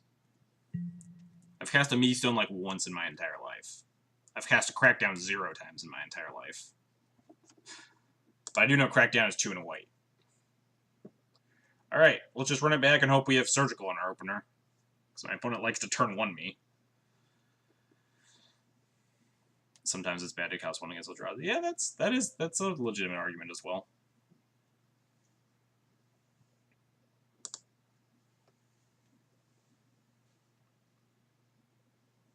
Calm down, Shark. It's 1. 1 is a lot better than 3 in a lot of matchups as well, though. I will also give you that much. You can get a Crackdown Thought Knot Seared. It's much harder to get your Meekstone Thought Knot Seared.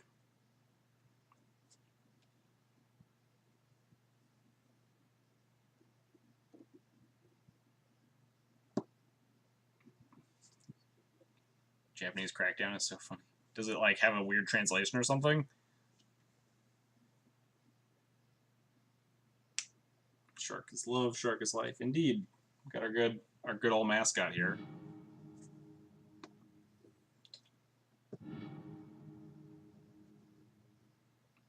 No, wait for opponent to bring his 4 masks. Oh yeah, I forgot they didn't know what we were on for game 2. Is this good enough? This is like I don't like this. Like, if my opponent keeps a 7, I'm very scared that this Remorseful Cleric just, like, won't be nearly fast enough. I think I just have to, like, keep it and hope, though. I have a lot of, like, removal spells in my deck. This hand easily loses. Yeah, the issue is that it's a little slow on the draw. On the play, I think I'd keep it, like, pretty easily. On the draw, it's just, like, so much dicier. My opponent just, like, snapped off their 7. But what am I... Yeah, I was about to say. Well, basically exactly what Chalice said. What am I aggressively mulling into? The 2 Surgical Extractions in my deck? I have a lot of removal. I guess I could also mulligan into, like, removal. Like, Paths and Plows. Like, also top deck those. The only cards that I really, really want in the opener would be Surgicals. Surgical or Plow keep me alive. Plow might not even keep me alive if they, like, turn 1 me. And, like, just Grizzlebrand shred my hand or something. So it's mainly Surgical that I would be, like, deeply, deeply concerned finding.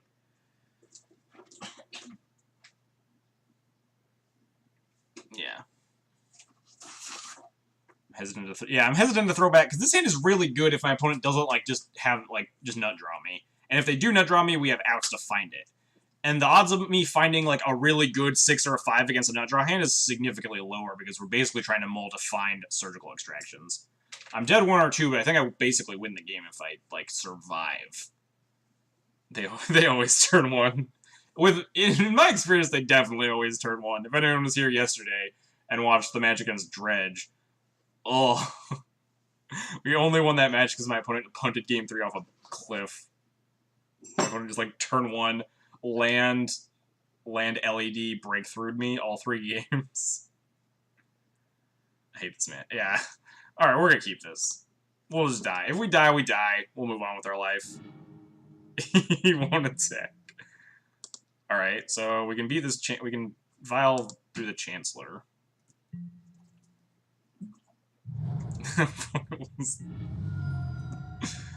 Please don't kill me really fast, opponent. Please don't discard any fatty. Oh, I guess they have to. They have a Chancellor at least. Chancellor and Archetype. This is scary. Oh god. No, we're dead. GG boys. But also, like, Surgical wouldn't have been able to beat this hand, or Swords to Plowshares. I think we were just stone dead.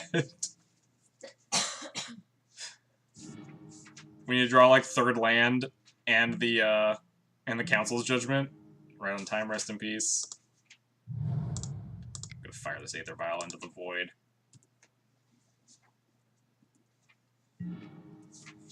We're very close to dead. We're not dead yet. If they reanimate Chancellor, we're super dead. If they just have this Archetype, we have a chance to, like, get 5 power worth of creatures in play.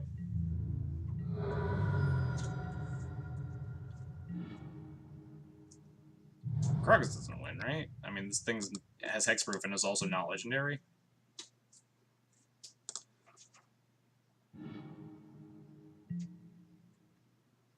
We need to draw some more lands to survive. This thing doesn't have trample, I suppose, right? So we're actually okay. Oh, Thalia bounce? That's fair. So we're just 100% going to slam this Rest in Peace. They have 1 card left in hand. And then we can start, like, chump blocking, or just take 6... So Rest in Peace, take 6, go to 8. Thalia, take 6, go to 2, and then, like, Flicker Wisp, and then we can stack block it, right? And then we should be okay? This is, like, a reasonable plan, right?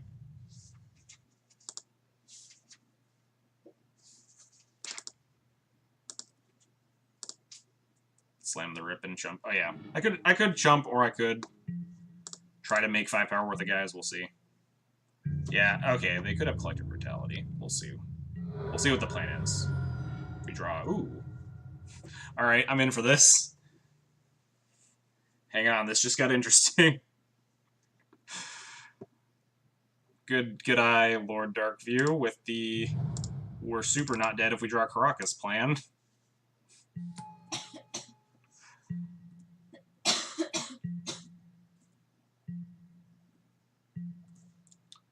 We are in it. We're in it.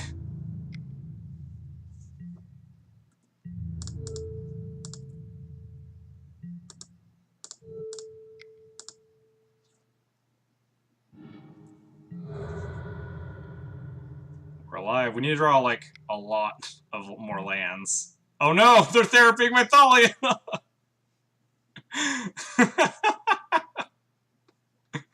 Oh well, we can still win this. We can still win. We're still okay here.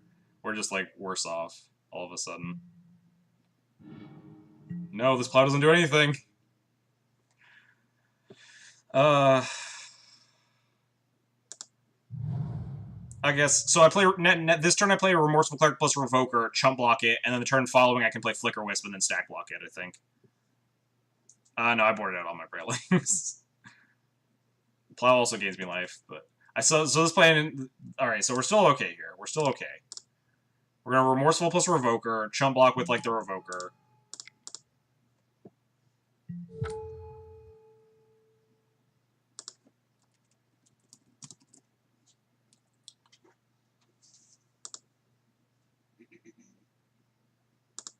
I mean, it doesn't really matter which one I chump block with. Chump block with one of them.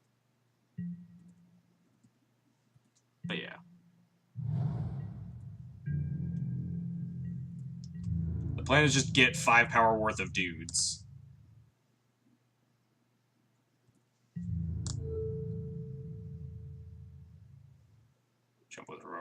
TR defense. That's fair. They have like wear tear. I don't think the chump block here really matters all that much.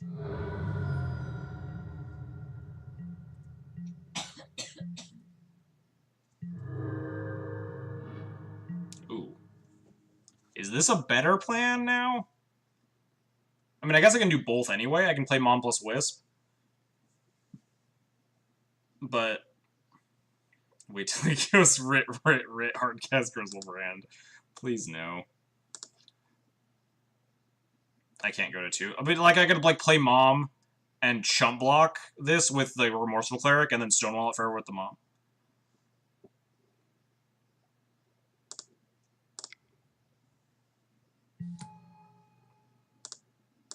Taking 6, keep a clock on board. I don't want to take 6 because I don't want to get Collective Brutality. I don't know which is more relevant, 2 damage or turning off this Chrome Mox. I could have attacked with Remorseful Cleric and flickered it. But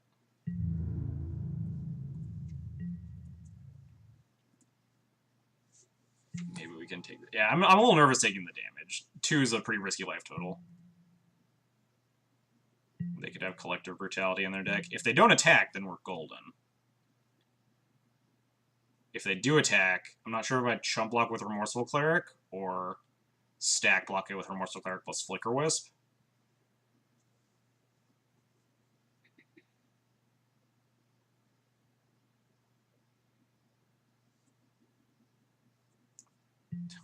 Don't really need a clock. Yeah, we need to survive more than we need a clock.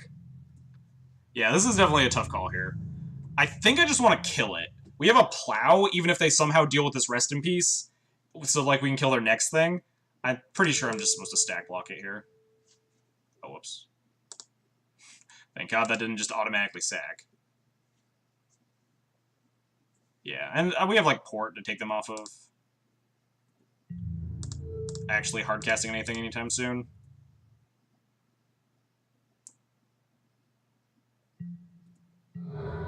Yeah. And we just need to draw stuff. Like anything. We can start attacking with this Mother of Verdance too, which is an 18 turn clock. Not the worst thing in the world. We have like Caracas to beat Grizzlebrand. We have Plow for like a Grave Titan or something. Therapy me? Sure. I think they know this card, right? From the previous Therapy.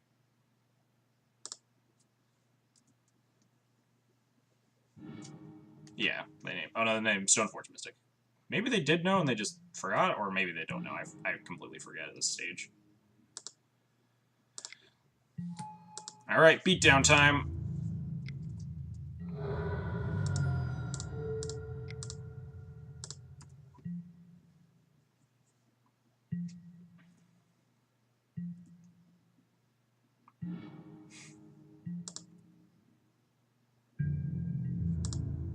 Continue beatdown time.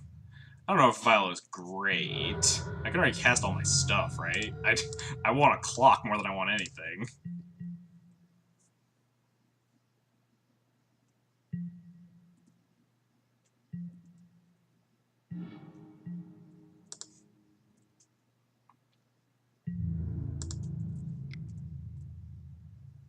The brutal Mom beats. Mom doesn't fuck around. Mom gets in there. She is ready.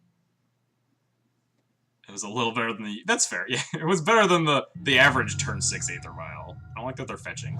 Oh, they just want to cast like a Faithless Looting, right? Yeah.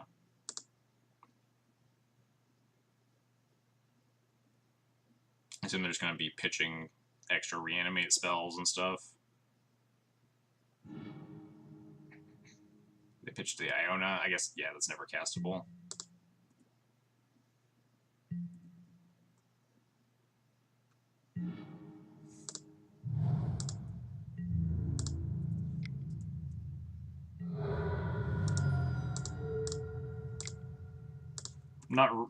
Not keeping up with chat that much right now, but I'm a little bit. All right, we have double Port. That's a good draw.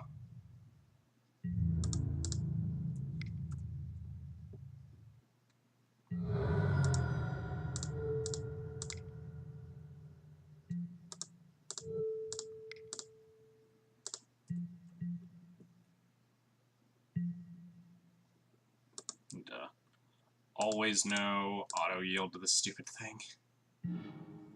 We have a clock! We're just gonna keep attacking with this mom, though. We can protect their Thalia with Caracas. Although it means we can't double port, but I think we're just gonna double port anyway. Maybe not.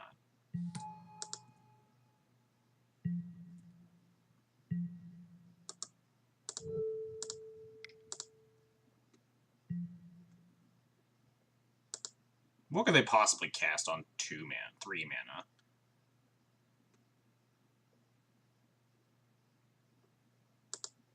Thalia is better than port. Yeah. Oh yeah, that's... I mean... Yeah, I just don't think the opponent can do anything. We'll just play it safe. And we can start double porting them and leaving up Caracas now. Can't cash the Caracas in for the port activation because I have to wait till their upkeep to port. I guess I could have... yeah, I could have cast the Thalia with the Caracas or something. That's a good draw.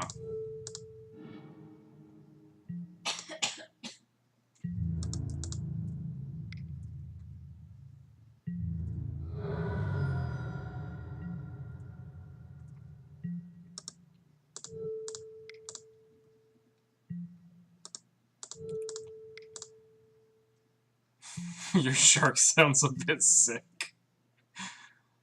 Yeah, the shark's been ill for about a week now. He's sick. This is the kind of death I like to see the reanimator opponent suffer. They're gonna unmask me? You got me, opponent. You got me. Can hold off on one mom attack, yeah, because they're like at one off of. Alright, they unmask me and then concede. Deal. Yeah, because they were at like 11 when I started having 3 a turn, so at one point I could like not attack with the...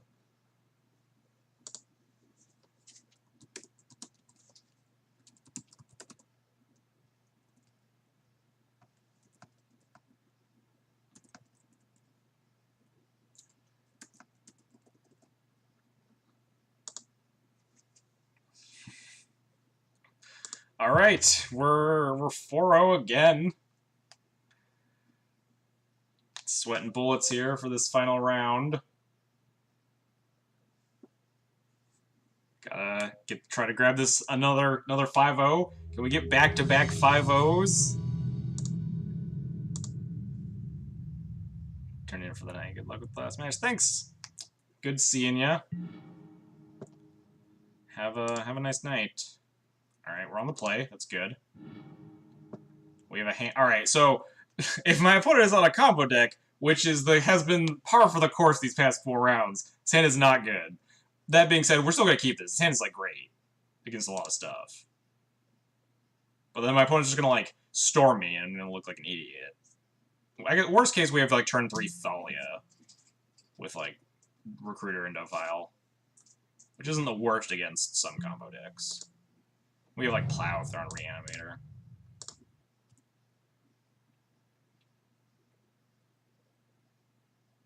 Am I going to enforce that? Nope.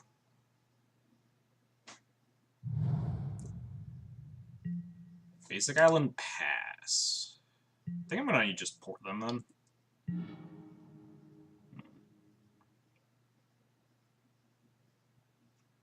5-0 plus 5-0 is 100% average. That is how math works.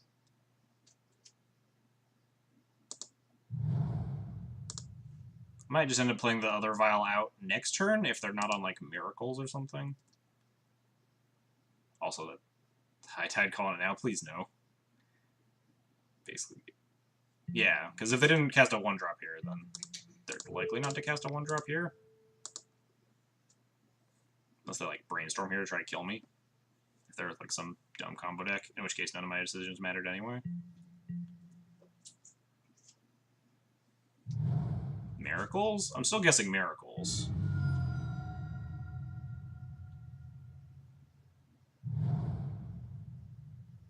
Cast a Preordain or something. Let me know if you're a combo deck. Or like a Portent. Yeah, there we go. They're on Miracles. Cool. We figured it out, chat.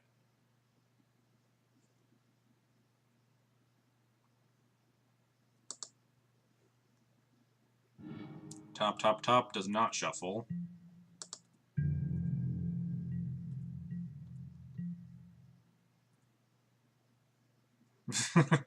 Sorry to disappoint you, Shiloh. They are in fact on miracles. Or they're like next leveling me with this high tide tech. Ooh, Prelate's pretty good here.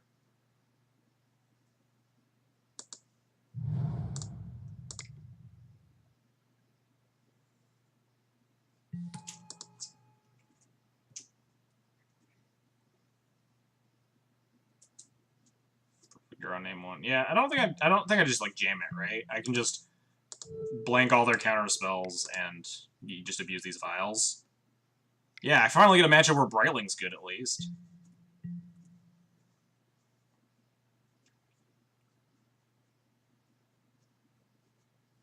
think I'm just gonna like Vial in the Prelate on one next turn. Boo. Opponent could like EE on one, in which case I might recruit a Wisp to kill it.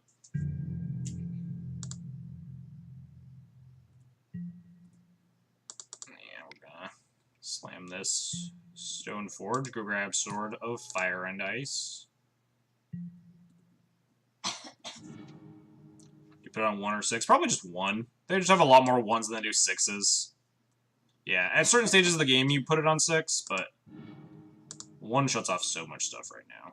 Can we draw a 4th land, please? Kill this? Sure. I guess now I want to draw 4th land a little less, but I still want to keep hitting land drops anyway.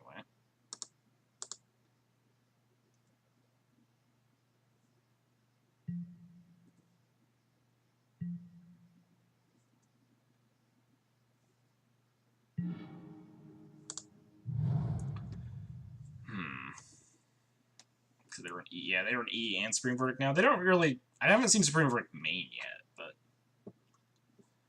What's up all the time? Like how all the D&T titles they feature in Brightling. Because Brightling's sweet, and I need to let everyone know that Brightling's sweet. That's like 2 more for your count, by the way. I just said Brightling is sweet like twice in the same sentence.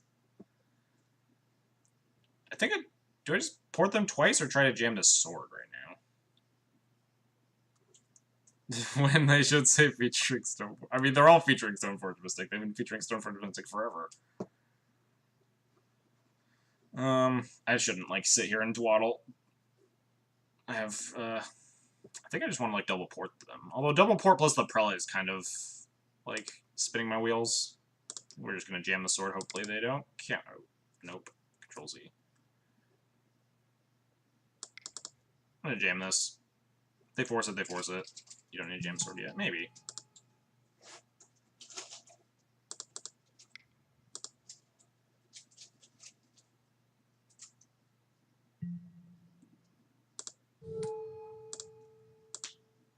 Turns me off of my Swords of Plowshares if they want to, like, jam Mentor. They also can't just cantrip a bunch.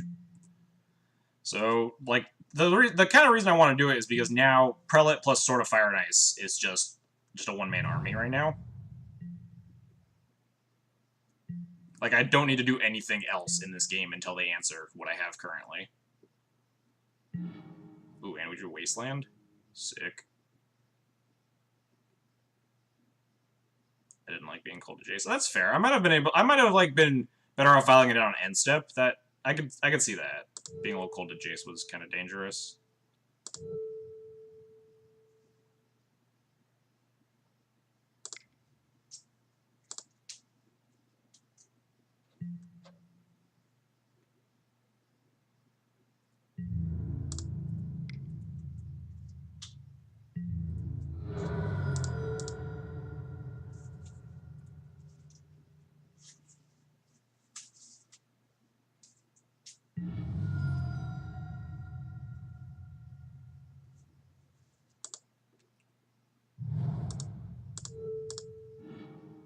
Murdering that. One just concedes. Got him. That was nuts. That our hand and I guess our hand was like really good. Our opponent's hand was really bad, so that worked out very well. So I think I would have put it on 1, but I think I might have also wanted to vial it in like on end step in case they like played Jason bounced it or something. Might have been a little bit awkward. But because then I could just if they just jam Jace and I have the vial on 3 still, I can file it in after the Jace activation, then equip the sword and just kill the Jace. Which is probably fine, but we just savage them anyway. Are you subscribed to the Free the Soap Mystic movement? I mean, a lot of people think that Stoneforge should be free. It's just a matter of when WotC figures it out. Can't wait to watch them get one shot with the Mirror Crusader with War and Peace. I don't know. Am I supposed to board War and Peace, or am I supposed to board Crusader out? Let's see what I'm boarding in first of all. Just that. Relic Order is getting like slowly more and more worth it in the Miracles matchup. It's really weird, but I've seen lists with humility in them. People are playing back to basics. They're playing counterbalances. They're playing engineered explosives. It's like almost worth it. I don't think it's quite worth it though. Cleric sucks. The moms suck now. Azcanta, yeah. Back to basics isn't cool anymore. It might not be cool anymore. Not everyone's playing like these nonsense greedy mana bases anymore. I have no idea.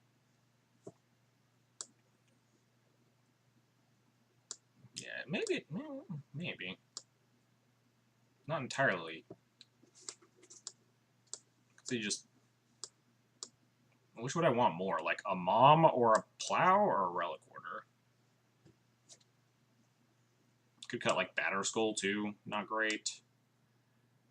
Could also cut this. I have a lot of cards I could cut. Don't the swords come out? Not anymore. Everyone's playing like 3 Monastery Mentors. Everyone's playing just a pile of Monastery Mentors right now. It's pretty obnoxious.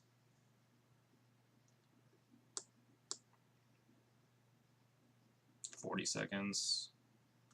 Oh, these are the cards I'm boarding out. I think I like just this.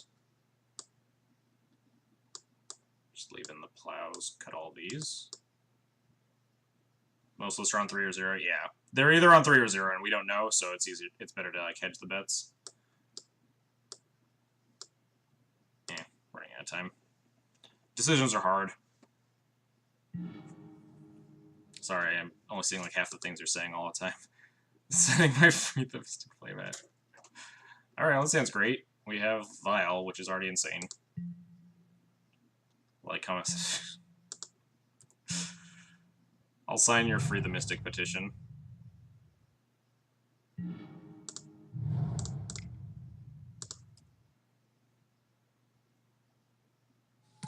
Alright, no counters. Good.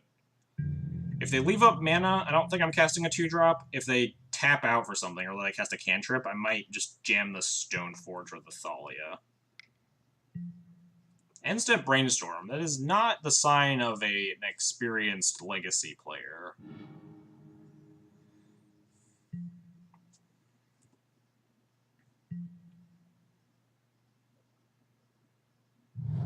Tundra. Ooh, maybe just Wasteland them. Ah, perfect brainstorm. I think I just like Wasteland this Tundra now.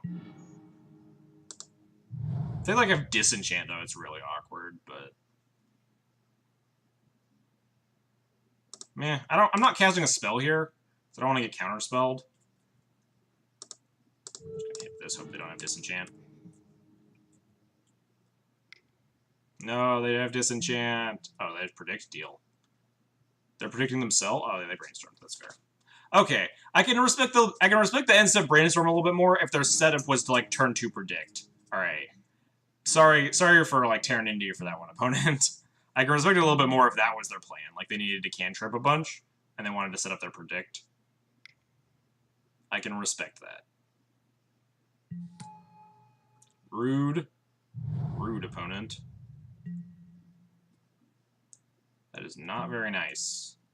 I can't even Flicker Wisp that. Ooh, that's a good draw.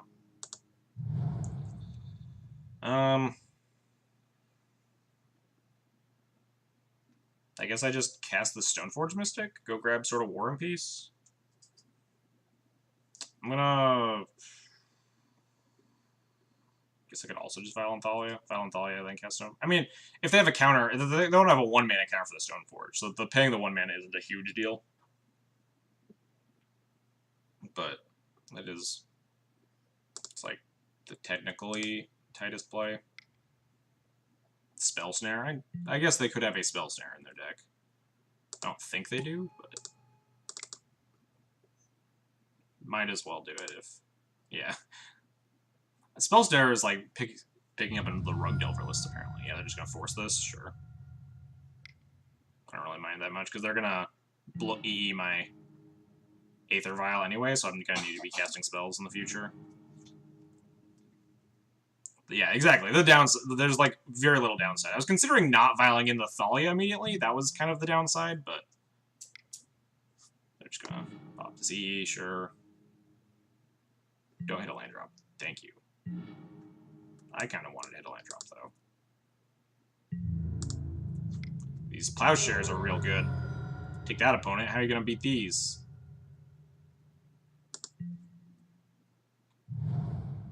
Please just jam Monastery Mentor.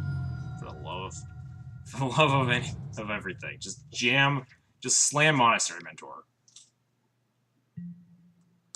This is the greatest day of my life. Thank you. Land. Alright, we just need my opponent to slam another Monastery Mentor.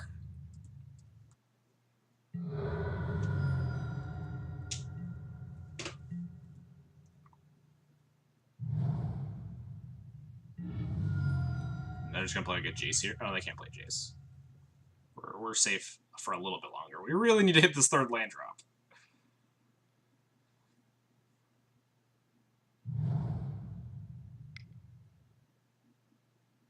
And just cantrip.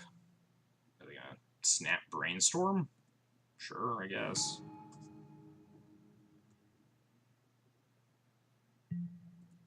Guess I can F6 now. I'm not gonna plow the Snapcaster Mage.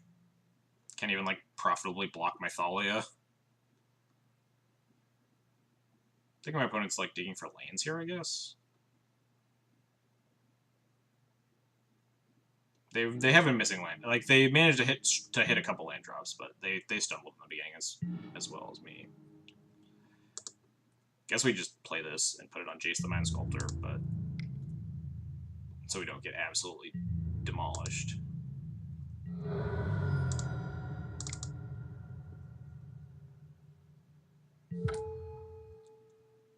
Oh, right. I think I was supposed to... I guess maybe I'm not supposed to board out the Revokers anymore. I used to, but maybe not when they're on EEs. Could have put it on EE to not get blown out by one, but they've already used one. I think I'm much more scared of a Jace here. Just because I'm just not hitting these land drops. Council Judgment. Alright.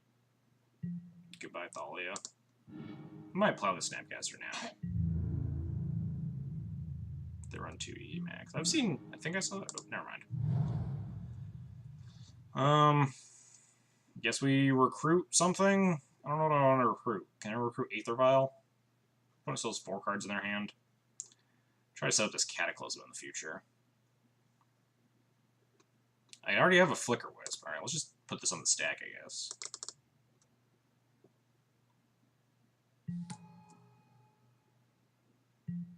Could just recruit a Recruiter. Just as backup for when I start. If I Flicker Wisp this one and they have a removal spell for it, I'll have a backup Recruiter. Yeah, exactly. Could also grab Prelate, but it doesn't seem great here.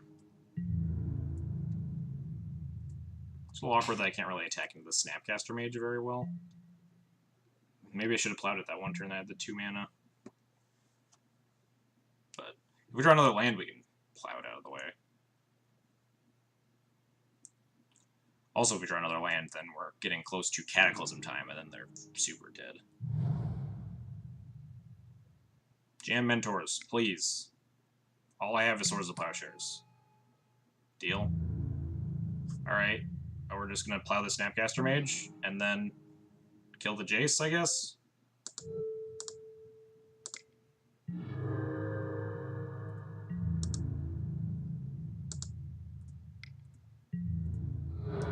Good plan, opponent. Good plan.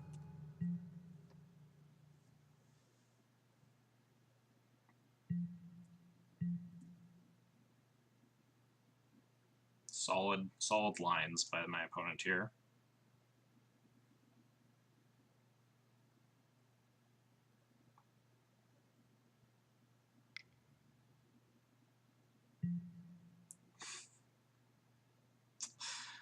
Alright, we're getting Teferi'd. Let's draw this 4th land for the Cataclysm. Otherwise, this Teferi will be mildly more problematic than the Jace was. I could Flicker Wisp my Revoker and put it on the Teferi, but I can't imagine they don't have any plows yet. Teferi and Legacy. Exactly.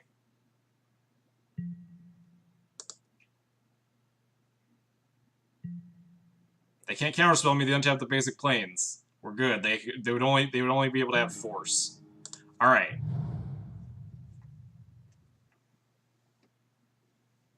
All right. I'm pretty sure I think the answer is Cataclysm them. I'm pretty sure the answer is just Cataclysm them. I have a land and a Vial and like a Recruiter, and they have a land. I'm pretty sure I just slammed this. Do I attack them first? Do I attack the Teferi first, see if they cast a Plow?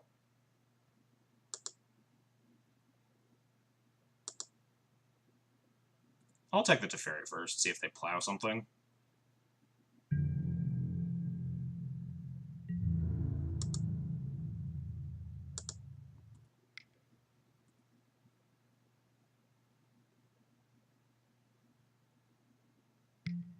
They're brainstorming, sure. Brainstorming to like a Terminus, please. Please brainstorm. Yes! I don't need this. I have a Vial and a land. We don't have Force Will, though. That'd be a bummer. Then we're probably like super, super dead.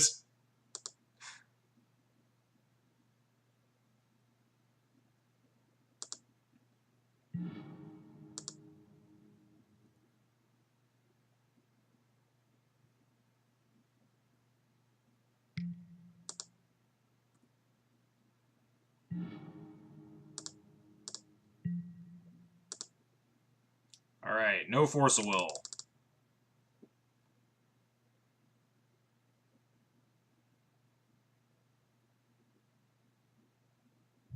No!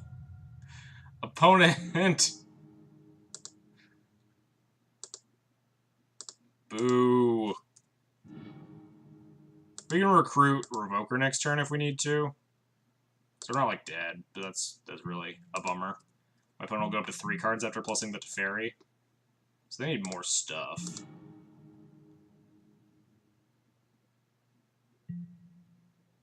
They have to untap my lands, because they didn't tap theirs. Doesn't actually matter.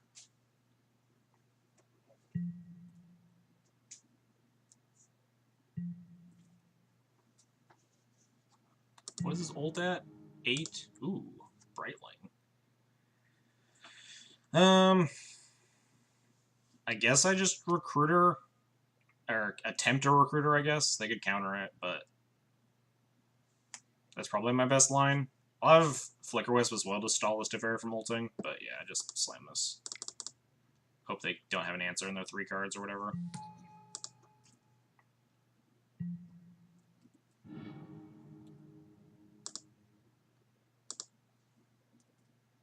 We're gonna Vial it in on the upkeep in case they do have something. Like they have a Plow or something, I'd rather them spend their mana on their own turn. Rather than mine.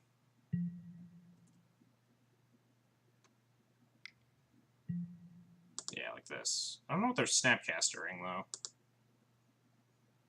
They didn't want to save that for, like, Snap Council's Judgment on Revoker or some such?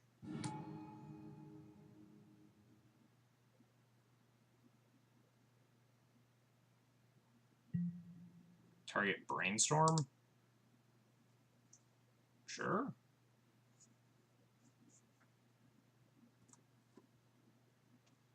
Guess they're just trying to find an answer for the Revoker. But they didn't have to do this right now.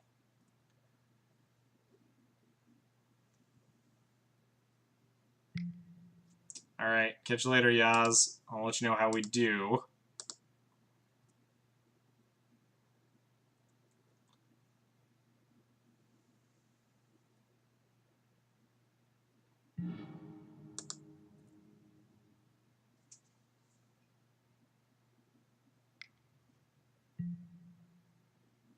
going in. Opponent's just going off here.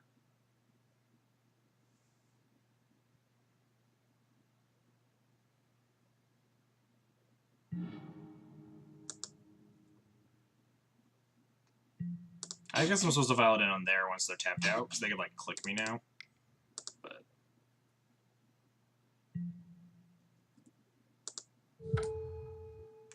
What's up, Spider Space? We're getting Teferi'd in Legacy. It's not looking great for us. My opponent just drew, like, 9,000 cards. Yep, figured.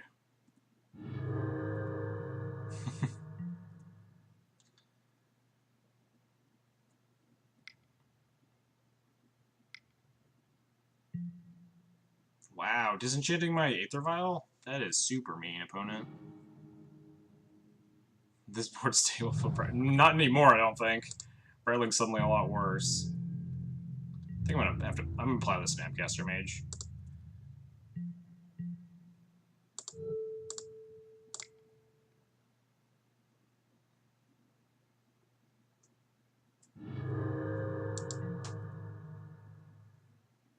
I'm pretty sure I'm just casting Flicker Wisp this turn anyway, too. Flicker my Recruiter, trying to get more value. Do I dare attack? How many? I've killed like 2 snaps, right? Yeah, I think I can afford to attack. I need to attack. If I don't attack, I'm like losing this pretty badly. And if they flash in Snapcaster to block, I might just play Breitling or something. I'll probably actually just Wisp this Teferi, but...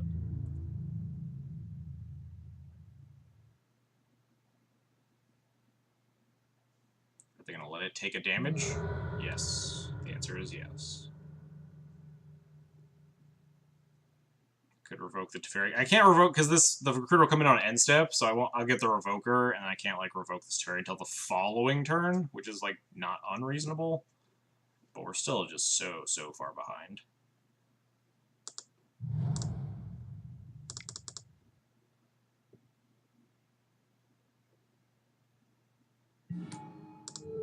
I'm probably just going to keep grabbing Wisps to try and keep up with my opponent drawing 2 cards a turn. If they even let this happen. Oh, they did. And before Containment Priest.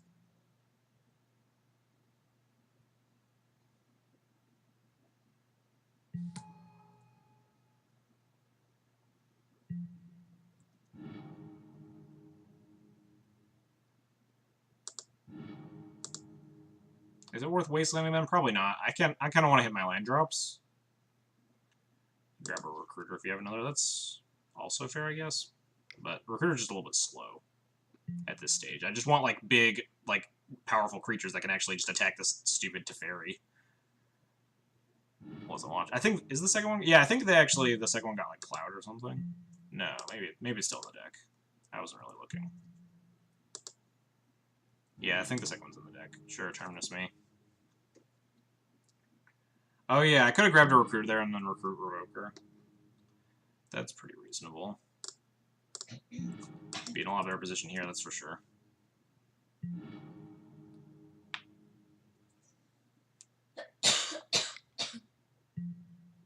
Ponder.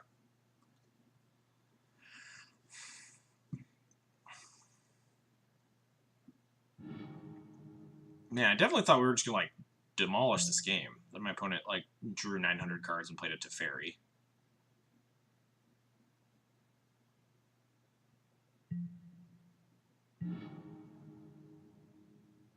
This thing ults at 8. Alright, we're gonna jam Breitling.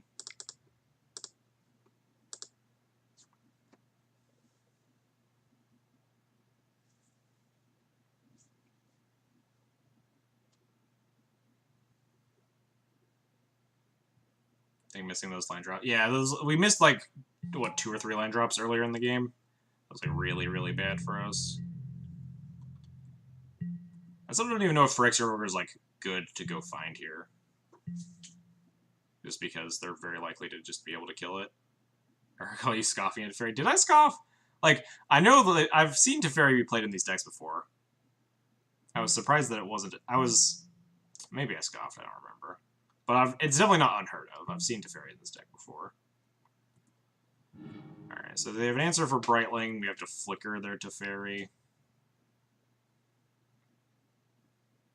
I scoffed, and still 2. I mean, I think it is just worse than Jace, but they might be playing 4 Jaces. I don't know. Or maybe it's better than, like, the 4th Jace is. That's a little bit obnoxious, I guess.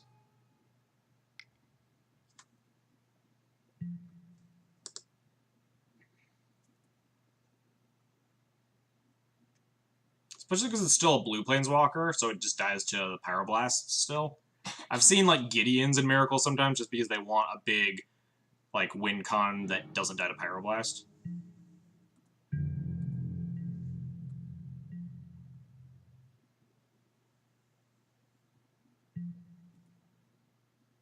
Attack, bounce. Yeah, that's my plan. Attack it, they'll probably crack the EE.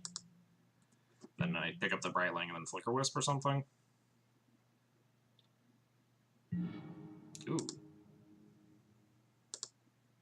It's not the worst if...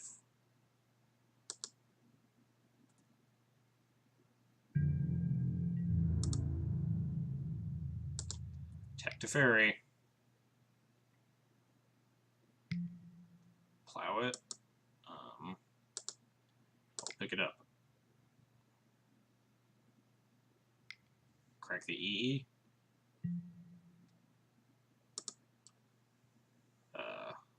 I will pick it up.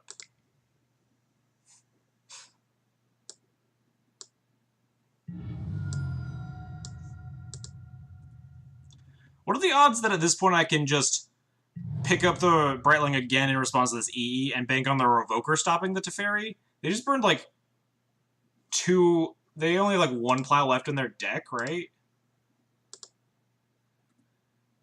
So the safe play is let the Brightling die, because also I have a second one. And just let this Brightling die, cast Flicker Wisp on it. But I think, yeah, bounce 1 more and Revoke is probably fine.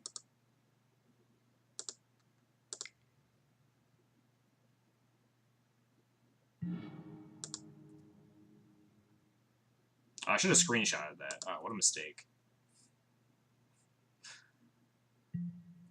Although it would only be good to tweet if we actually won this game, so...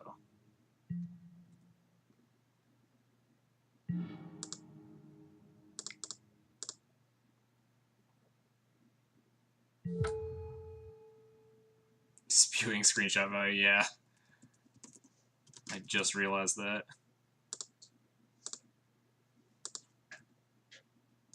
Yeah, we need to get a little luckier. With the issue is that they can also flip this Azcanta to search for something.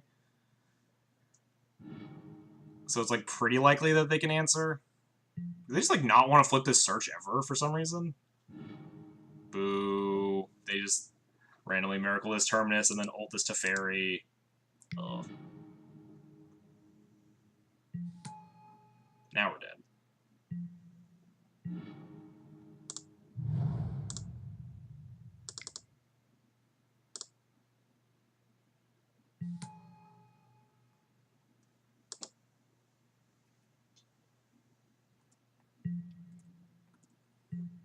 I almost like, if I were gonna bring in Rip, I think I'd just bring in Surgical instead. Hopefully they don't have like a bunch of predicts in their hand. Now they finally flip Azcanta. Oh, because I have a Wasteland, duh, that's why they're not flipping it.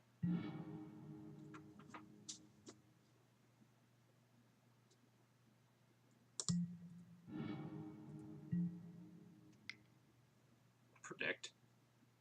3 mana. Activate Azcanta, sure. Find a Ponder. Oh no! My lands!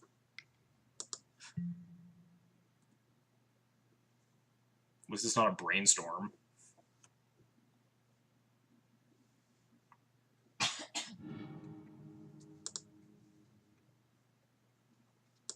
Oh no, because I tapped this Wasteland. Oh, we're dead. We're dead when they ulted the Teferi. Now we just have to make them kill us. They only have 13 cards left in library. I mean, I assume they have other cards to kill me with, but I'll make them do it.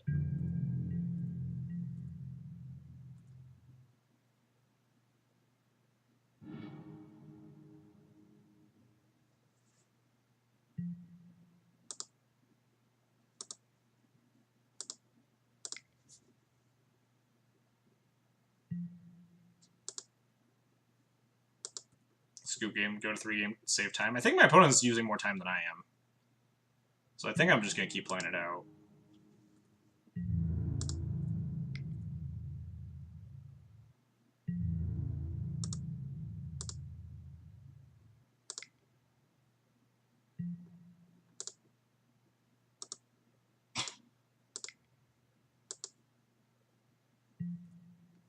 I'm just going to gain life, too, in case they, like, have a mentor, like, near the bottom of their deck and they can't quite kill me or something.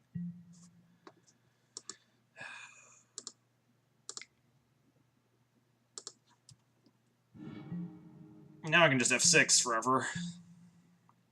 Exile all my lands. We're just going to F6 until we die. They have to have, like, Mentor to kill me, right? Jace doesn't even kill me with this little cards in their deck. Right? Like, the Jace ult actually can't beat me. Yeah, they're going to exile my lands with this. Entreat. Yeah, if they have Entreat. So yeah, I have no lands, but my opponent has to kill me first. Opponent has 10 cards left. But we'll also just, like, draw to a 7-card hand, and when they Jace ult me, I'll have 7 cards left in my deck. We're just not going to play anything. There's a chance my opponent decks. Definitely non-zero. Especially with the Brainstorm. I don't think they needed to Brainstorm there. They're face-sealing me, sure. Ooh, we have answer to Mentor now, too. We can go Plains Plow.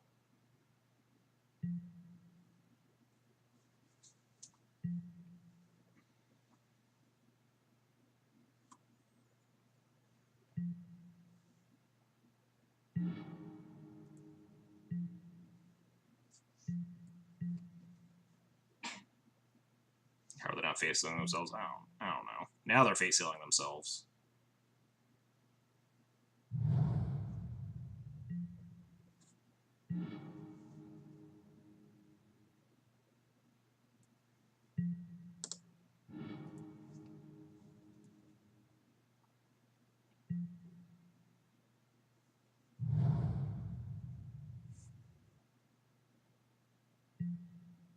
We have a plan.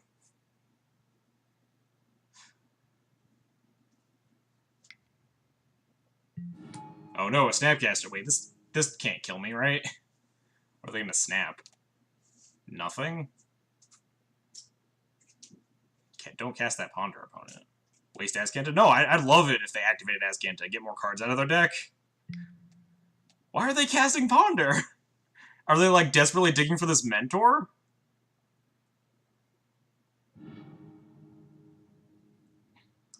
This snap can't kill me in the allotted time, so...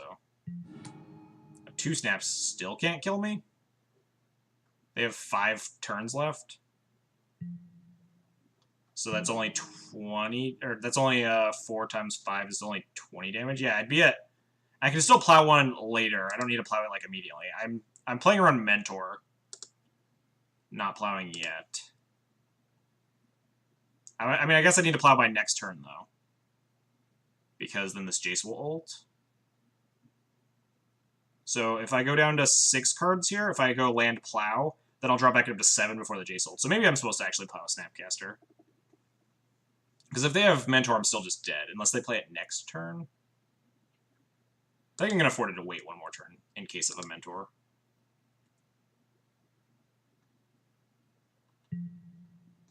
Do I have more plows? I think I've actually cast 3 plows.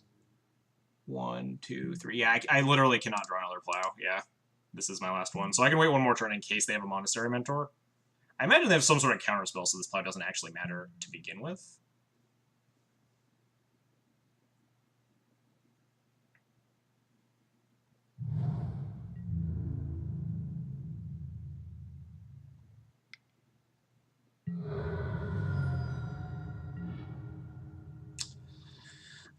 So my opponent's gonna draw 4 more cards. They could technically, like, ult the Jace on themselves at one point, too, to, like, keep cards in their deck. So I actually do need to plow.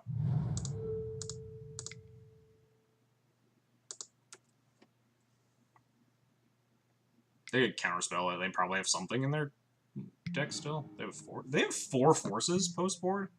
1, 2, 3. Yeah, they have 4 force duels post board. It's a little odd. Ult the Jace target me. That's a mistake, I think. I think they might have actually been able to win if they ulted the Jace targeting themselves, just to give them extra cards in their deck.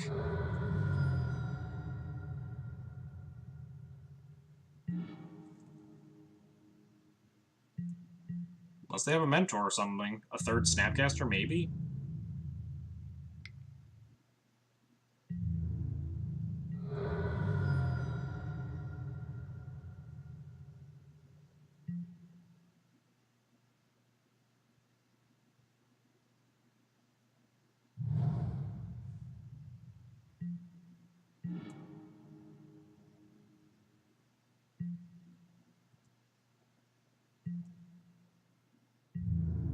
Go to 6. No snap, no mentor. Please.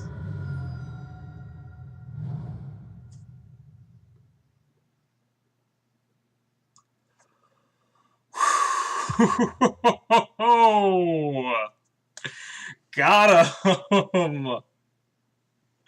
All according to plan, chat. All according to plan. Oh, man. Yeah, that was something. Let me screenshot this. Tweet out this one.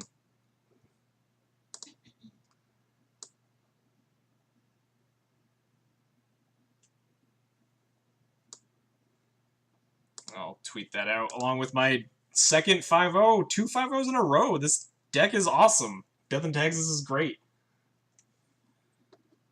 It's a great time. We got a bunch more chests. We got a second trophy in 2 days.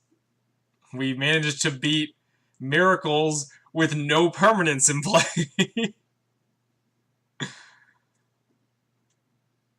Perling did so much work. Did it do anything? Oh yeah, it did. Wait, did that matter? Did burning all of my opponent's Swords of Plowshares actually do anything? Because then I played the Revoker and immediately just got Terminus, and then I lost because they ulted, or I lost because they ulted Teferi. It was really sweet that Brightling managed to eat all that stuff, but I don't think eating any of that stuff mattered. The way that the game played out at the end, at least. I should have screenshotted that, the moment, though, the stack of just Brightling activations versus Plow, Crack, EE. Whew. Wait, how'd you win the game? So, this is my opponent's turn. Yeah, they just attack, so I'm at 6 life, and they have 1 card left in their deck.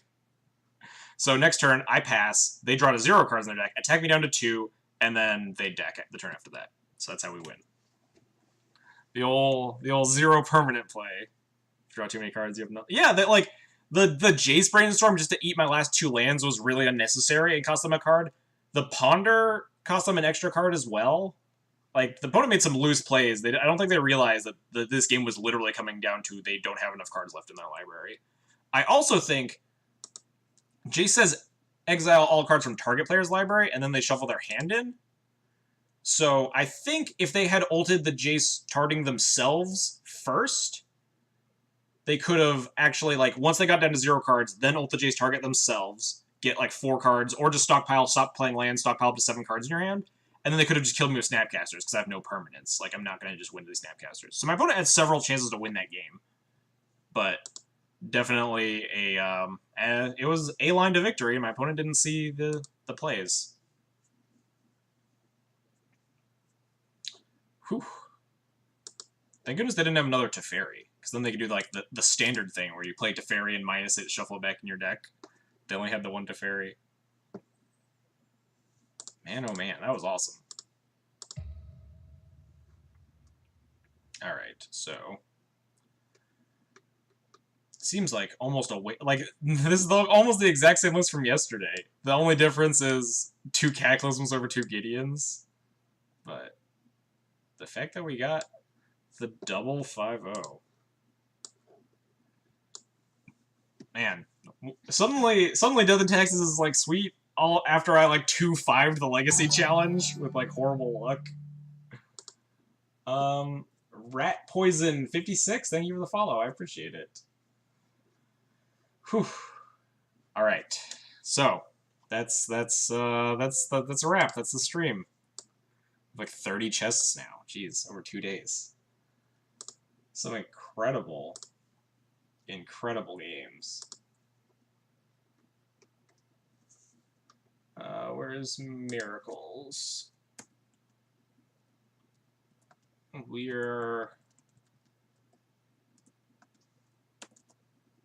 we go. We actually 2-0'd Miracles at the end there, right? Time to run it back. The rules that I definitely didn't do yesterday? It's 11 o'clock. Any changes to the board? Like, any changes, like, after I play this league, would I do anything different? I don't think so. This league didn't facilitate, a healthy amount of testing. There were just, 4 combo decks and then Miracles. So Miracles is definitely a known quantity. And combo decks in general, I guess, are a known quantity. There's the decision that I'm still unsure on of whether or not 4-drops are even important in the sideboard anymore. I know Phil is playing like a Brightling and a Recruiter of the Guard or something, and just like not playing Gideon's or Cataclysms. I'm not sure. That might be good. I also don't want to buy a 3rd Brightling yet, but I think this 75 is fine. The 75 I played yesterday is also fine. Like, if you want to play Gideon's over Cataclysms, sure. I think Cataclysm might be a little better positioned, at least in the MTGO meta right now, just because everything's up the air. Everyone's playing nonsense. So you're likely to be able to wreck some nonsense decks with Cataclysm, like Nick Fit or Tezzerator or Enchantress or whatever. So that's kind of why I like Cataclysm over Gideon right now. When the meta settles down and people find these other control decks besides Miracles, something like Bug or something Grixis, if they're playing Dread of Nights or Massacres or something, I might look at Gideon again. But while everyone's playing nonsense, I think I'd rather be on Cataclysm or just nothing like Phil, just play a Brightling. Also, I think Darkview was the one that mentioned possibly playing a 2nd Prelate, which maybe I don't hate, but I mean, I'm a little biased because we just played against 4 combo decks in a row. So that's definitely just want to keep playing. Just that's kind of the purpose of this week in particular. I usually stream Modern and Legacy, but I'm just jamming a ton of Legacy this week because it's a new format, and I want to really get in reps and see what's going on in the format and see what I want to be doing in response to that format. That's a big part of what Death and Taxes does. Is just kind of response to the format. Why do I only have 11? Did I miss something? Shown test, shown top, or black. I like the 2nd Prelate. Yeah, the sideboard's a little stretched. Yeah, I can see just yeah, exactly, cutting the 4-drops. How was the Crusader? I cast it once against Tess, and it almost lethaled my opponent, but I didn't draw the 4th land. I'm just kind of, the Crusader's in there as a one-of, just as a recruiter target. I haven't played against a lot of decks that Crusader will be really good against, but there are decks out there that you definitely want Crusader. I played against Bug Delver before, I played against Maverick, I played against 4-color Loam. So I think just cutting the Crusaders completely is a bit dicey, just because with one Crusader in your deck's a pretty easy slot, and you can recruit it. So it's pretty relevant. Just the fact that check pile doesn't exist anymore means we don't have to play 3 or some nonsense. I think the 1 is fine. I wouldn't fault people for playing 0, but I think it's a free enough slot that I'm just gonna keep playing it. Yeah, it is just randomly really good with equipment against combo matchups. Like I said, I almost managed to kill Tess with it. It didn't end up mattering, but if I drawn another land, I would have been able to put Sword of Fire Ice into play and equip a Crusader to just 12 them in 1 turn. Which would have reduced the clock by an extra turn, obviously. I gave them 1 turn to draw now, but they didn't, and they died anyway, but that's neither here nor there. Last question, what's your take on Shalai? So I personally don't love Shalai very much in Legacy. Some other people were a little more high on it, but even those people dislike it a lot more now that Brightling exists. But even pre-Brightling, I was not a big Shalai person. It was very clunky. Playing a 4-drop creature in this deck is a little bit hard. It's weak to Caracas. It also was really bad in the, or like, it was yeah, it was okay in the old meta and pre-Brightling obviously, but I also like didn't enjoy it that much even in the old meta just because it died to Fatal Push too. Like I would play it against Check Pile, being like, all right, this protects me from like march casualties or whatever, and like they can't kill any of my dudes, and then they would just fetch, Fatal Push your thing, continue beating the crap out of you. So it was a little awkward in that regard. It was okay. Again, these are all cards that are like acceptable. Like some people are playing a Brimaz right now, or Palace Jailer, which I kind of don't like Palace Jailer too much, but there are like 2-ish flex slots. But I think some people are sleeping on Brightling. Like a big portion of the community is talking about how great this card is, but there are still some people that hate, that like are like, Brightling's terrible, don't play it. But I think they're very wrong. Brightling's insane. On 24. Yeah, Phil, I think, suggested 24 lands to try out. I'm still not sure if it's good. I could, like, play another Remorseful Cleric or Evoker or something instead of a 24th land. I'm not sure how I feel about it. But it's been working out okay. I like hitting my land drops more, especially with Brightling, so maybe it's fine. Yeah, thanks for stopping by. Destroy target tapped creature. I appreciate it, and feel free to come by anytime. I love answering questions about Death and Taxes. I love just talking about this deck. This deck's so fun. Such fun. Anyhow, enough discussion. I think I gotta actually wrap this stream up. So, thank you everybody for coming and joining me today. Yes, the Royal Assassin, the destroy target tapped creature effect. Thank you for the 1 pride bit for my Shnine. Good job. We 5-0 twice in a row. It's awesome. We did a really good job. Those who love the deck and our opponents. Yeah, I saw someone like ragging on D&T on Twitter today, and then one of the people posted like, yeah, D&T is a bad deck, but it's fun because your opponent's decks look really bad when you're playing it. Like, you just make their Ponders and their Brainstorms like just look like silly cards. And that is the essence of, you're playing a bunch of garbage, but now your garbage deck turns your opponent's deck into even worse garbage. Yeah, the double 5-0 is sweet. I don't think I've ever like 5-0'd back-to-back on like stream days. I'm really hyped. Especially, these are literally my first 2 leagues I've played post-ban with this deck. After my abysmal match, after my abysmal Legacy Challenge, where I like 2-5'd. We then went 5-0, 5-0 in Legacy Challenges. So, this is like twice the odds we get this deck list published, right? We put 2 of these decks into the pool. Maybe Brightling will actually get published. Anyway, I keep going off on tangents. Thank you all so much for watching. I hope you enjoyed the stream. We had our second 5-0 in a row, which is awesome. So, if you like the content, you want to see more Death and Taxes stuff, you can hit the follow button. Costs you totally nothing, helps you know when I'm going live, and helps other people find the channel as well. Other things you can do to support the channel are subscriptions or donations. Subscriptions get you Sweet Thalia emote. Donations, I'll be more than happy to play through decks if you want to see them streamed. Mostly Death and Taxes right now, but I'm working on actually getting a card hoarder partnership. So maybe we'll see like donation deck lists in the future if people want to see that. Anyhow, other things you can do, follow me on Twitter or subscribe on YouTube. I post when I'm going live all the time on Twitter, and YouTube I always try to upload the archives of my previous streams. So if you miss a stream or you're bored sometime and I'm not live, you can go on YouTube.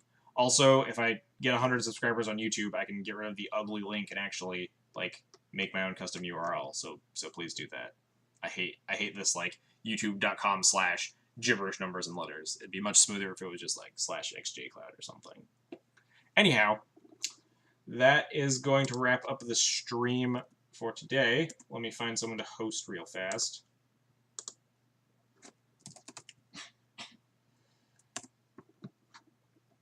Who is streaming and what are they streaming? Anyone playing Legacy? Legacy? Oh, there's me playing Legacy. Legacy Tess. Legacy Ant. I'll host Romario Vidal. Where did I see him? He was just, yeah. Four color loam streamer. I posted him a couple times before. Cool dude. Anyhow, that'll be all tonight. Thank y'all for watching. I hope you have a good day or night wherever you're in the world. I'll see you guys all tomorrow. Bye bye.